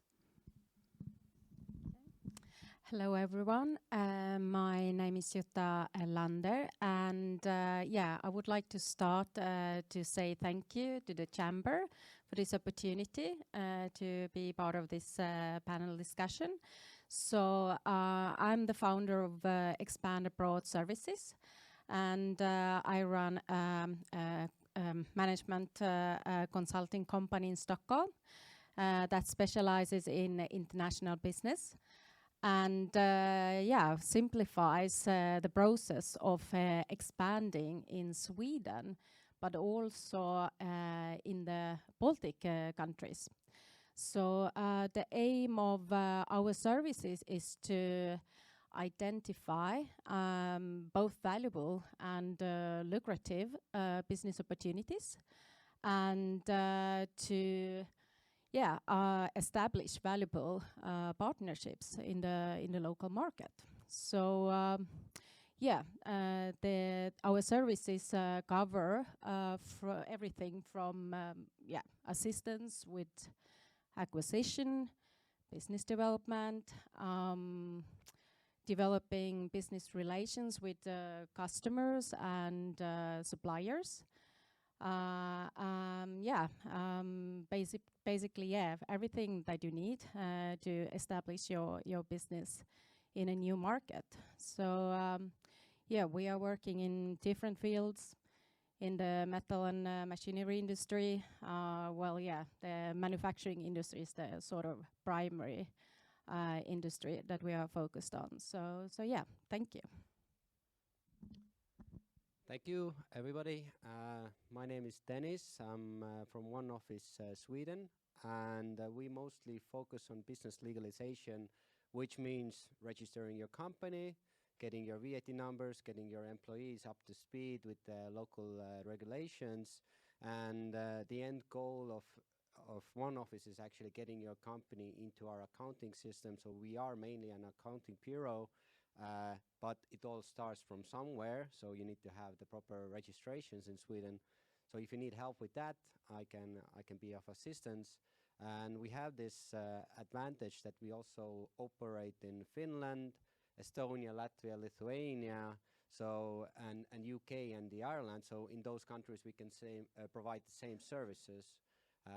So it's not only one step into Sweden, but you could also inquire about the other markets that I just mentioned. Thank you. Yeah, hello. So my name is Oscar Andersson. I work for Info3 Global, and Info3 Global is just that, it's global. We are in 100 countries, a bit more, and I myself live in both Sweden and Poland, so this is very close to my heart. We are a consulting and staffing solution company. Basically, we do everything with staffing. And having lived in both Sweden and Poland, I know how hard it can be to, find the right staff where you need it for the right price. It's very hard to know, without coming from that country. So that's where we come in. We can help with that. Thank you. My name is Barbara Lipinska. I'm a public relations specialist. I work for PR agency based in Warsaw, but I'm living here in Stockholm. I work for big global companies like MasterCard, AstraZeneca, or Bayer or Red Hat, but also for smaller local companies and startups. And of course, as a PR specialist, I'm working on the image for companies, for communication, media relation, communication in the internet, and digital marketing. Representatives of different industries, different kinds of services, different walks of life, basically. I would like to ask you, based on your knowledge and your experience, what are the most important and the crucial aspects of the strategies of the companies that want to start collaboration with Sweden?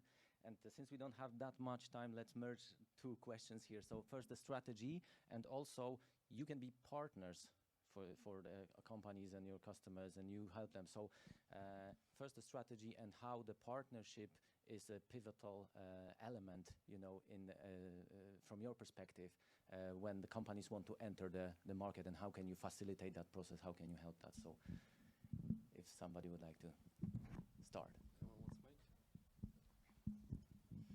Yeah, so strategies, I would say we work mostly with complex sales and B2B sales, so this is specific for that. So I would concur with many of the speakers before me, is to be committed to entering the Swedish market and letting it take time, and also see it as a long-term investment, because it is not easy to enter, and you should have a great value proposition also. So before entering, adjust your value proposition, I would say, to the Swedish market, and be sure to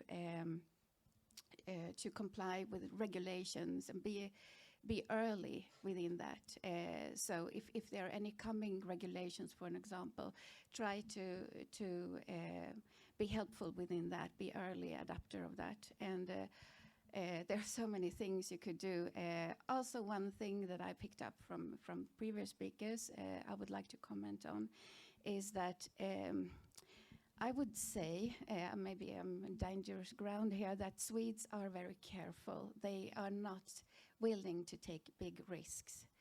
So I would say that it's very good to have a Swedish representative.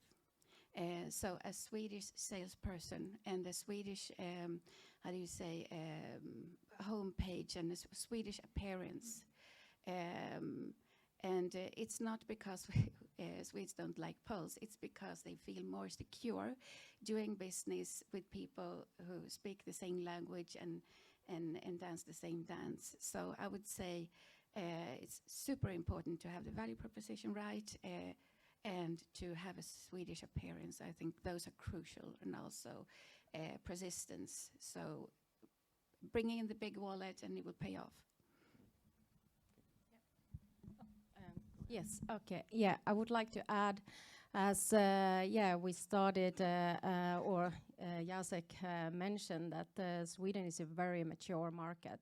So I'm really happy that we have highlighted this today, because so based on your product or services that you would like to provide or offer in a Swedish market, so then you should also, how to say, focus what kind of market entry strategy you should choose. So there are different ways of entering markets. So, well, you either do it on your own, or you choose to buy a company, or use a joint venture, or for example, indirect export corporations such as agents, distributors. So this is really important to have that in your mind. And that the second step, of course, you can choose the product or service strategy. So I think this is something you really should focus on. And in addition to Victoria, what Victoria said, I mean, this is also, I mean, the key factors. Beside that, it's essential to have well-defined goals, and which is also anchored within an organization. So also proper time allocation and commitment and consistency. So these are sort of fundamental elements that brings you success. And all these things that I have mentioned, so we can definitely be a partner and to find these strategies and find perfect partners for you in a Swedish market in your expansion process.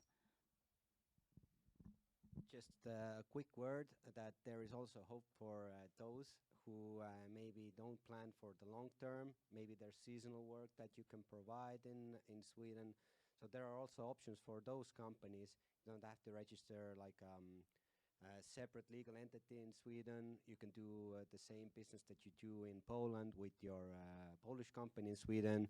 But again, the same principle applies, that you have to be forthcoming with your plan. Tell this to your partners, maybe they are, some of them are here, but definitely to your accountant or somebody who legalizes your business, because then they can tell you, okay, this is what you need now, this will be delivered in 1 month or 2 months, and then you can start your work. So you need to still have a plan, whether it's long-term or short-term, but there is hope for short-term work as well, or short-term plans, or just testing out the market. So you don't have to go big in all the time, provided that you have the contacts or potential customers already waiting for you. So that still is the key, that get the contact, the lead, the customer who's willing to say yes to you now, orally, and then in the end, when you have finalized all the registrations, then you can also do it in a written form.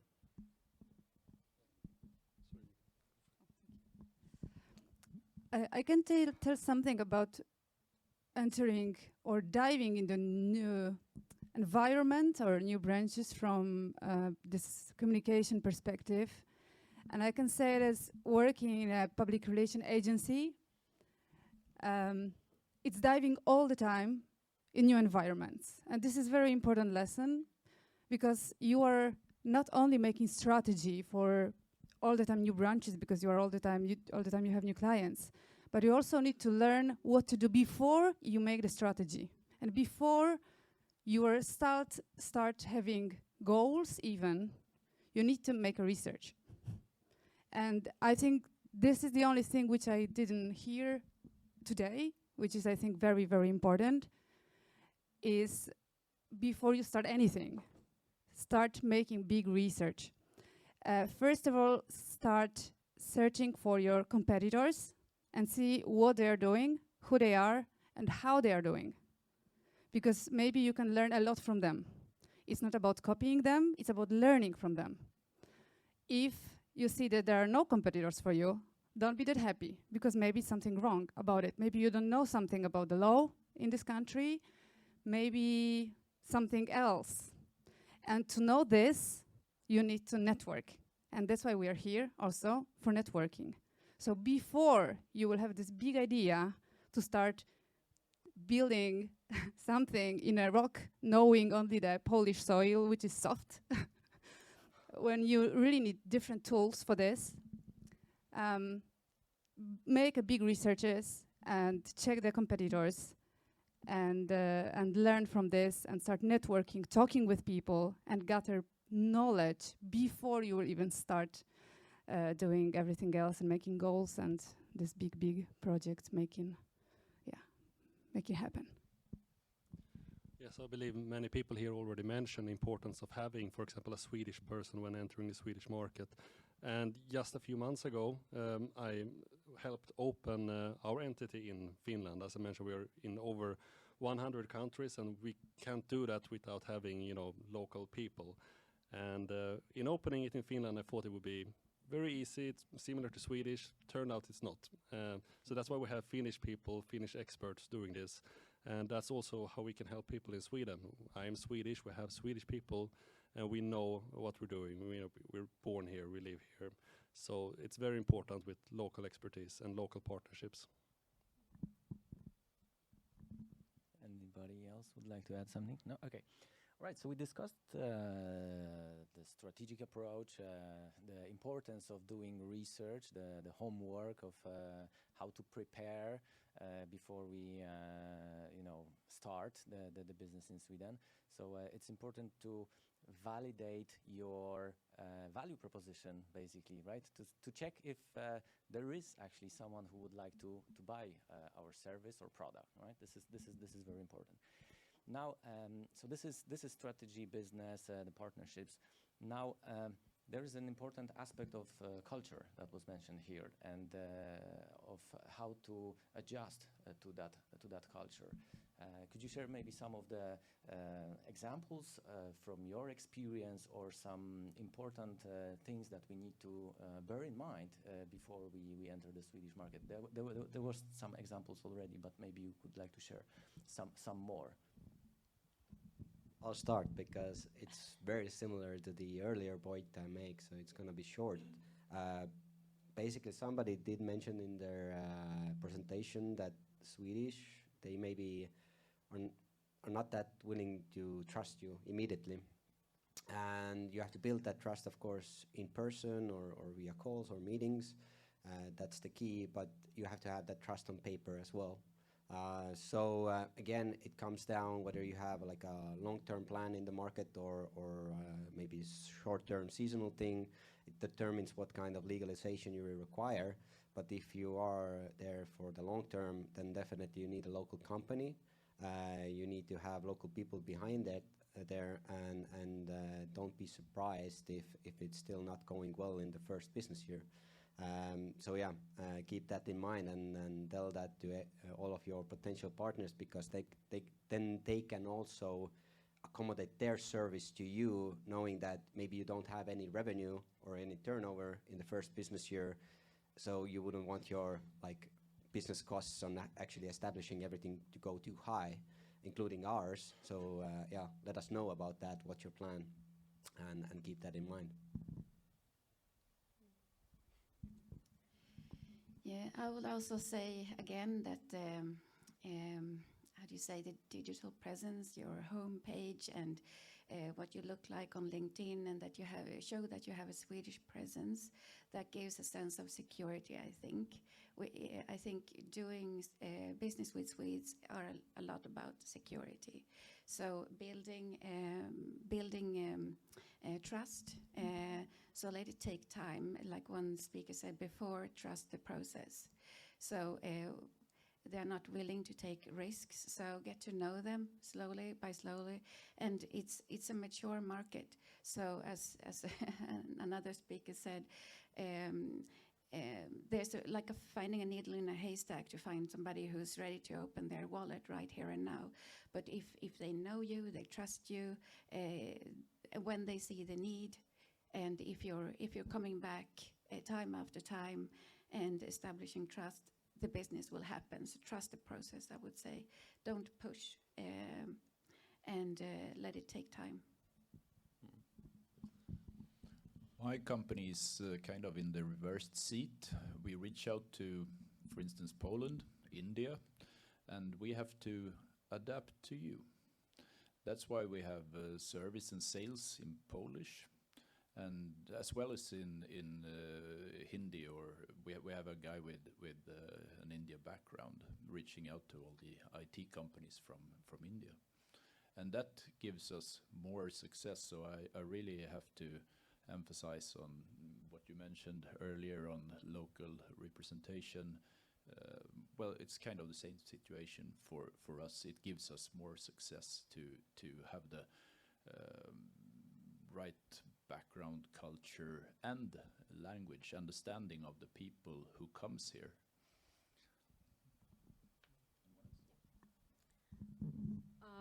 Yeah, I would like to add that for my clients, it has been really valuable to have me on board, because we have seen how we have achieved really good relations with the companies. They haven't had any chance to get in touch. So here I would just like to pinpoint that, yeah, it is really valuable to have a person who knows the culture, the language, because it opens doors. So, and also, yeah, how you approach. We have previously talked about the value proposition. So yeah, you really have to focus on what kind of challenge or problem you can solve for the customer.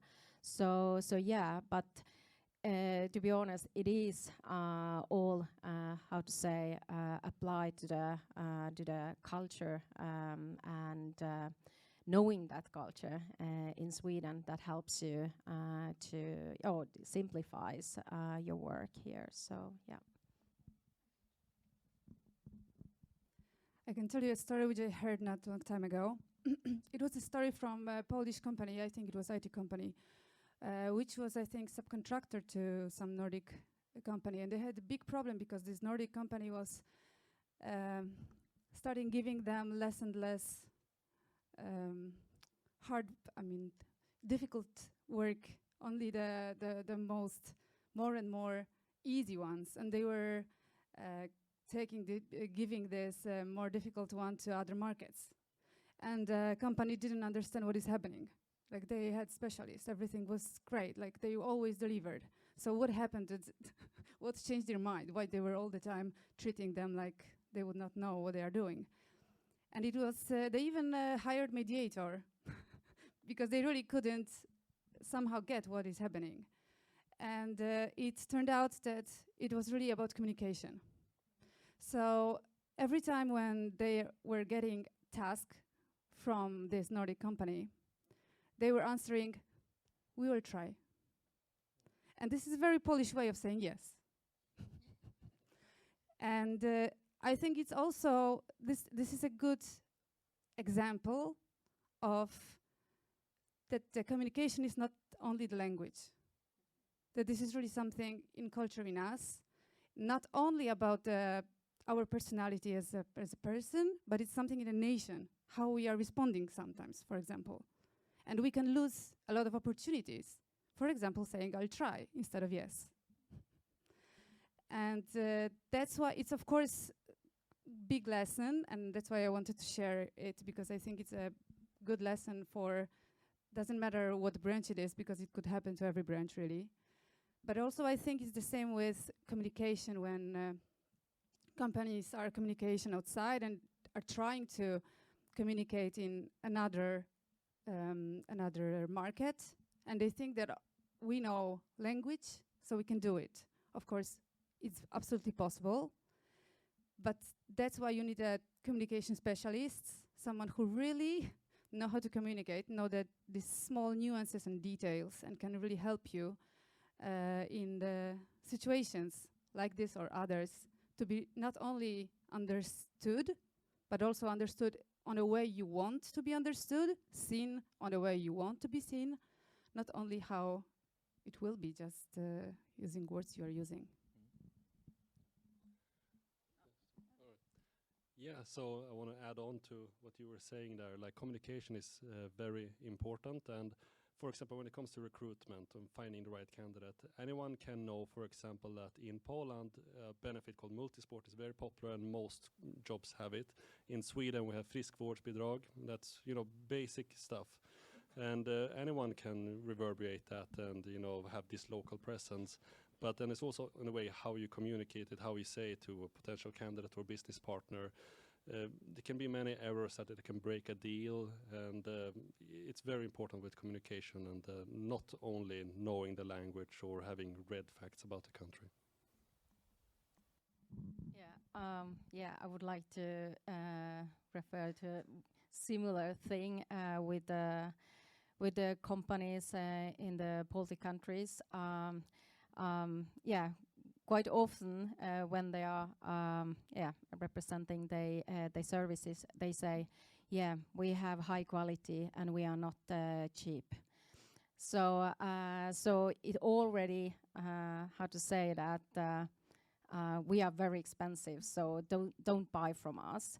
Instead of focusing what kind of value you can bring to the customer. So then the price is not that important. And also one interesting cultural thing is how the communication between for example, Estonian company and a Swedish company can happen. So it depends on how Swedish companies say no to you at the moment. So there are different ways of saying no, we are not interested of your services or products. So, and this is also something that doesn't come overnight. It comes with experience and knowing the culture.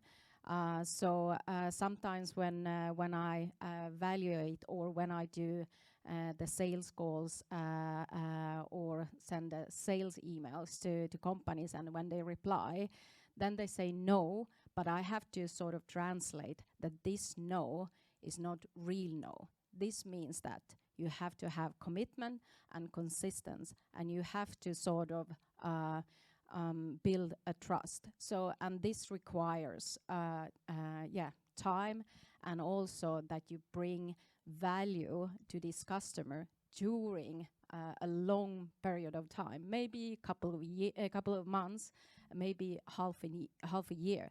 But you have to sort of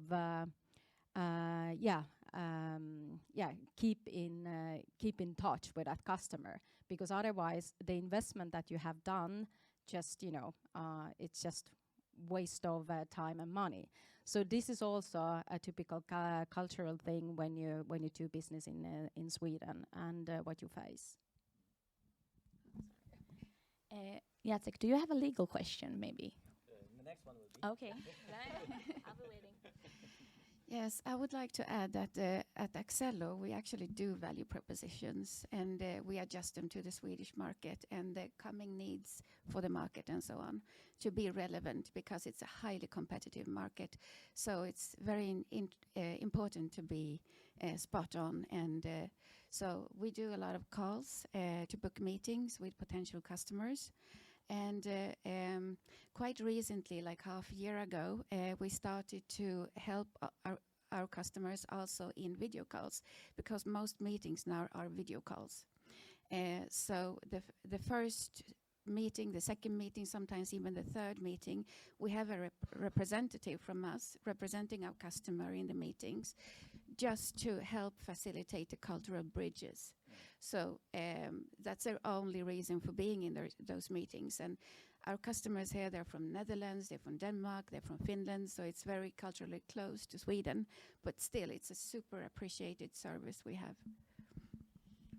All right, thank you very much. This is very important, as we can see. So sometimes I think that we need to have like all the planets in one line to be able to do the business, right? Sometimes we are frustrated because on paper it looks like perfect offer, right? But we did something or we didn't do something, and then the customer didn't feel at home, talking to us in this relationship, and they decided, maybe not, right? Sometimes they say yes, but this kind of yes means basically no, and you're just ghosted and you don't know why, right? Good to have somebody to explain to you what you did right or wrong in this relationship. Let's move on. We discussed strategy, we discussed business, communication, culture, etc. But there's another planet in this setup, right? It's the regulations and how to adjust to the market. And now the question: so how can you help companies navigate in that environment? We heard some stories of companies trying to establish companies, and it took months, and they couldn't do that. So how can you help them?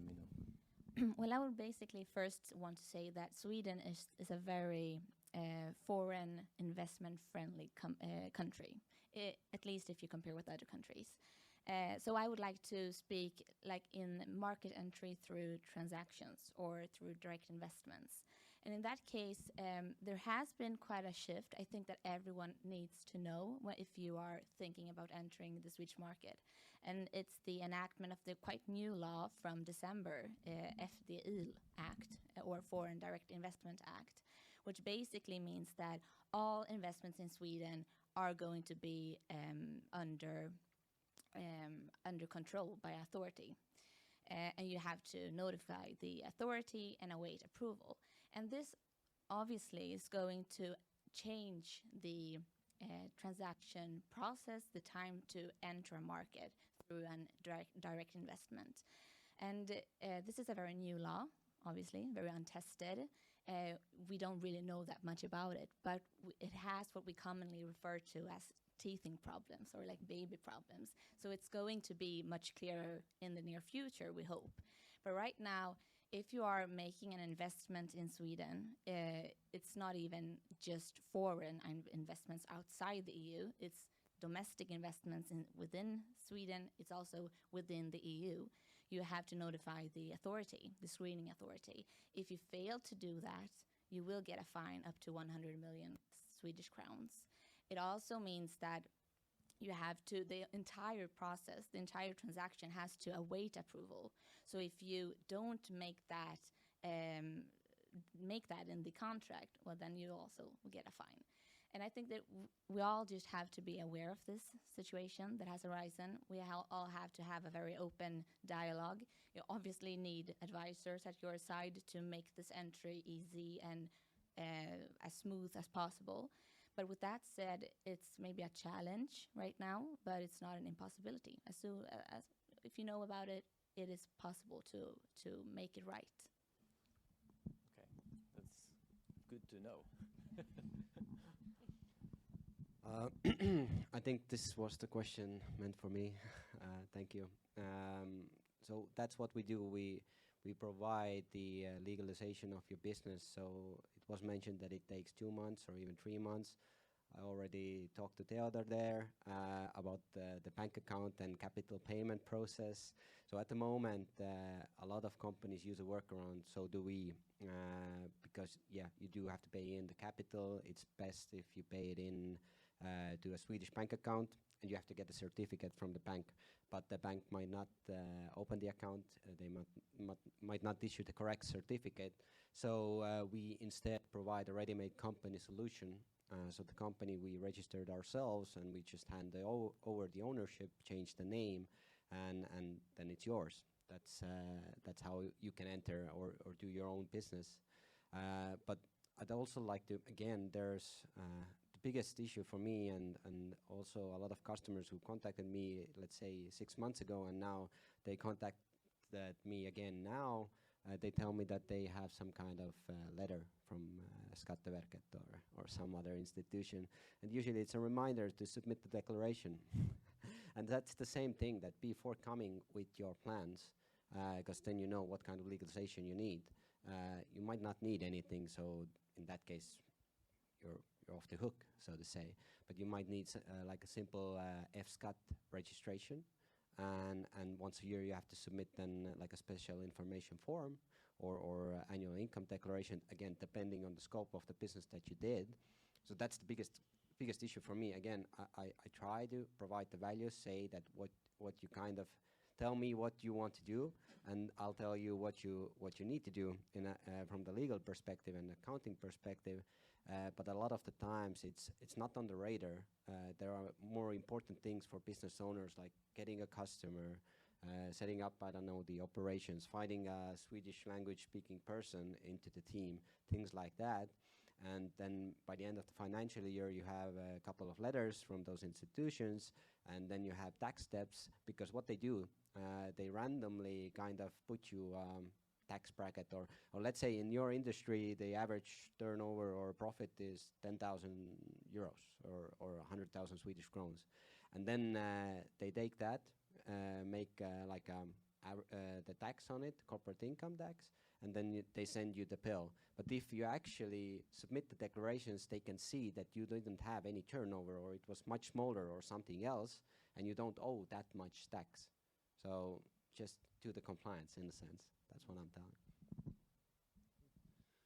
Yeah, so I believe what you mentioned is shelf companies, right? Yeah. Yeah, and I know it's a very popular and useful service, and I personally have used that myself.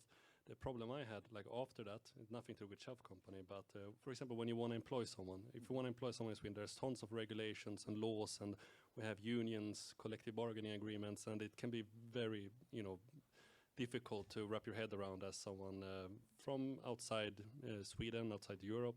For example, we have one client from the United States. They came to us and needed to hire people, and it's extremely different in Sweden than it is from the United States. So that's where, companies like ours, consultant companies, and I believe there's plenty of those here, they can come in and help and employ people for you until you get all the things up running, or indefinitely if you like. So there's many legal things to think of, not only when incorporating your business, but after that as well. I can say only one word, even if it's not my field really. But I have a story about the one client which I was working with. It's not a big story. It's just that sometimes also you need to think about your product, if your product is good for this market. So it's not about only opening business somewhere, but also about your product. And right now I have in my mind car seat.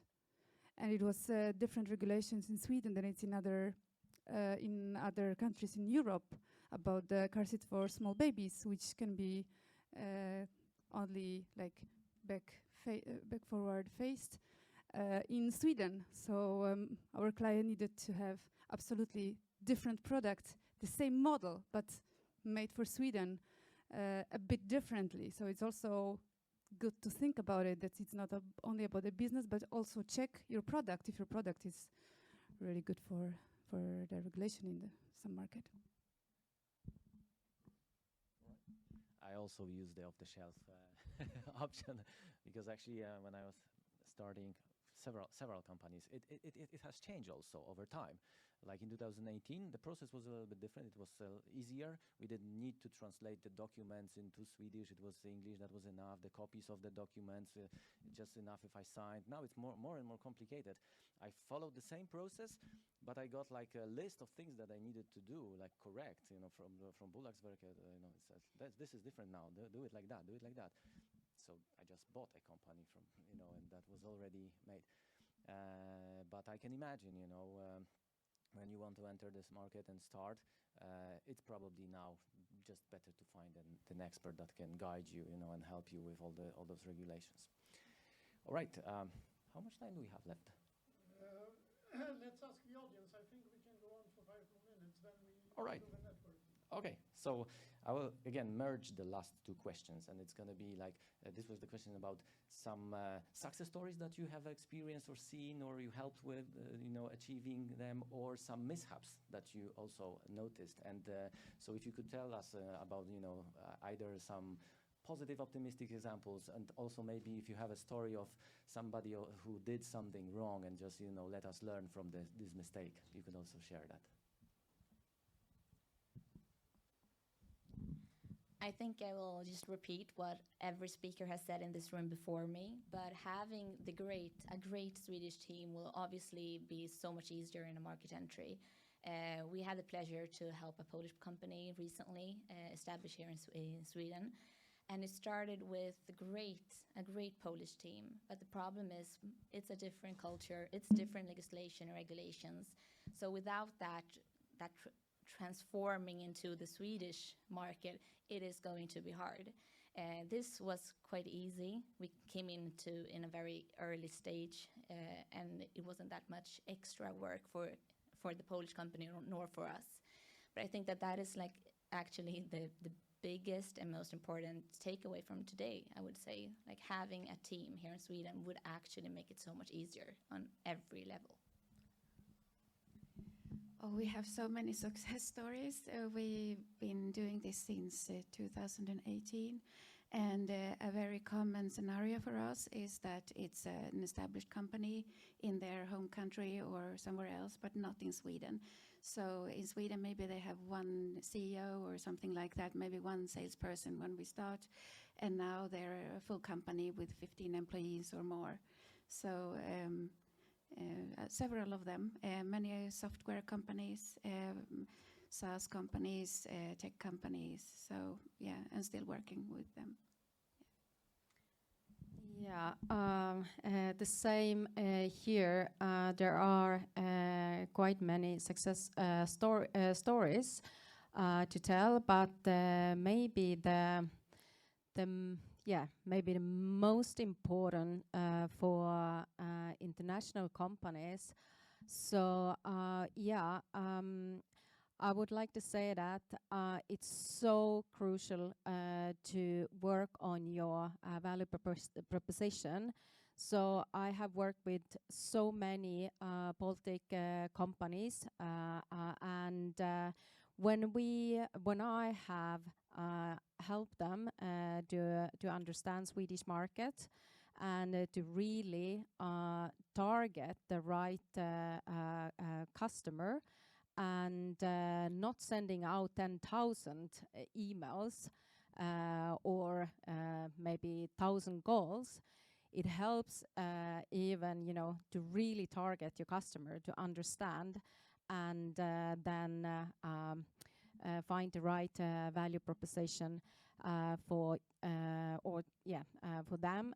So the hit rate, it's quite good, and that's why I usually say that's why I said the success stories are quite many to do this kind of customer cases. So yeah, and of course the language is really important thing here, and also to make the goals. So this kind of I mean, for international customers, yes, this is something that you can very easily to change and make it the success instead of really hard work. And also maybe less successful story. This is my biggest loss during my years. It was a huge business case, and it was a communication issue where I even couldn't solve.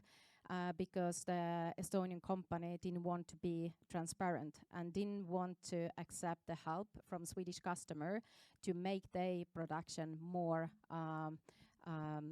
beneficial. So, and they lost basically 30 million business to that. So we tried like 6 months to understand how their production cost is so high. and at the end, the Swedish customer, gave up. But this is really like communication, transparency can cost you a lot. So yes. So again, I think similarly, the cases that I have, they are very specific to Baltic region and to Finland. And since our core business is bringing outside companies into Sweden, so they are maybe not that brand recognized, not just yet.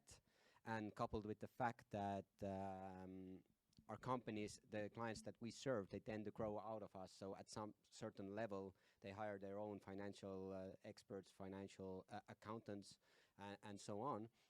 But I did have a couple of examples. For example, Bolt, the taxi sharing app. They were called Taxify back then when they were our customer, and they did like an interesting thing. They applied for a VAT number in the country where they provided their service. So Sweden was one of them, and since we have those other countries covered, Finland, Estonia, Latvia, Lithuania, they did the same in those countries. And when they were looking for experts for data science and developers, they were also looking in those countries, which meant that their accounting costs and their accounting partner is only in those fixed countries. So they could optimize kind of the cost structure on at least on accounting. So that was one interesting thing that they did. And based on other success stories, again, they're like energy companies, Alexela, for example, from Estonia. They also, when they do business, they do it simultaneously, kind of in multiple markets in Finland, in Sweden, in Estonia, simultaneously. And they use us for their accounting partner. Now, the bad things that have happened, again, are revolved around not clear about the goals or the plans, which means that they are not doing the proper legalization, and in the end they have bad news from the tax office and some tax debt or something that they have to do backdating to when they first started their business in Sweden, let's say. Yes, I believe it was mentioned here before that it's if you had success in one country, it's easy to think you will be successful in another one as well. And that brings me back to the company I mentioned, the American one. They approached us, and they had their ideas of how it works in Sweden, but they were also under the assumption that you can employ and fire as you want in Sweden, the same way you do in America, and same with lots of other things. And obviously, if they would have done that, they would have been in big trouble. So a success for them was that they went with a company like ours that know the laws and regulations of Sweden, and otherwise they could have been in big trouble. I'll keep it short. So, yeah. I wanted to add only one. Maybe I will skip the success story. Maybe I will only focus on how to avoid the trap. I can say that Swedes are very smart, basing on data, and just do the same. Don't believe your gut feeling. Don't guess. Really gather data, analyze before you start doing anything, based on the real numbers and research market research, what competitors are doing, and know whatever you can gather. Try to analyze it and never believe your gut feeling, because this is not good for making any strategy. And trust specialists. Thank you very much. Is there anyone who would like to add? I think we need to wrap it up. All right. Thank you once again, all the speakers, all the panelists, all the guests that came to Bonnier Huset, and also all the viewers online. It was very informative. It was so much information. It should be a paid event, actually. This is. Thank you once again, and Jerry, the last word for you. Thank you, Jacek. I couldn't have said it better. Thank you to everybody. And applaud to our speakers and panelists. Thank you. Now we are moving over to the networking part. Thank you to those of you who are online. There is nothing more actually to add. We will have some cheesecake and we will do networking. Before that, I would like to introduce the heroes of the networking part. So the main hero is Dana, who is standing back in the room. Dana, could you please, show yourself? Dana is the lady behind the cheesecake. And this is not any cheesecake. I have been contemplating to retire and to start to write poetry about this cheesecake. Maybe I will do someday.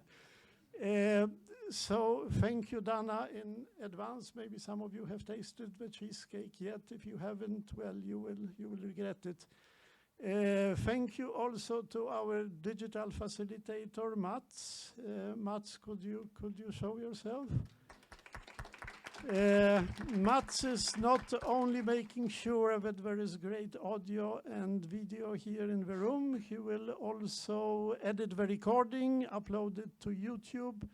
So the recording from the seminar will be accessible to everybody, and everybody who has registered will, of course, receive the link and also the slide deck. So thank you very much once again for attending, and now please do network. Thank you.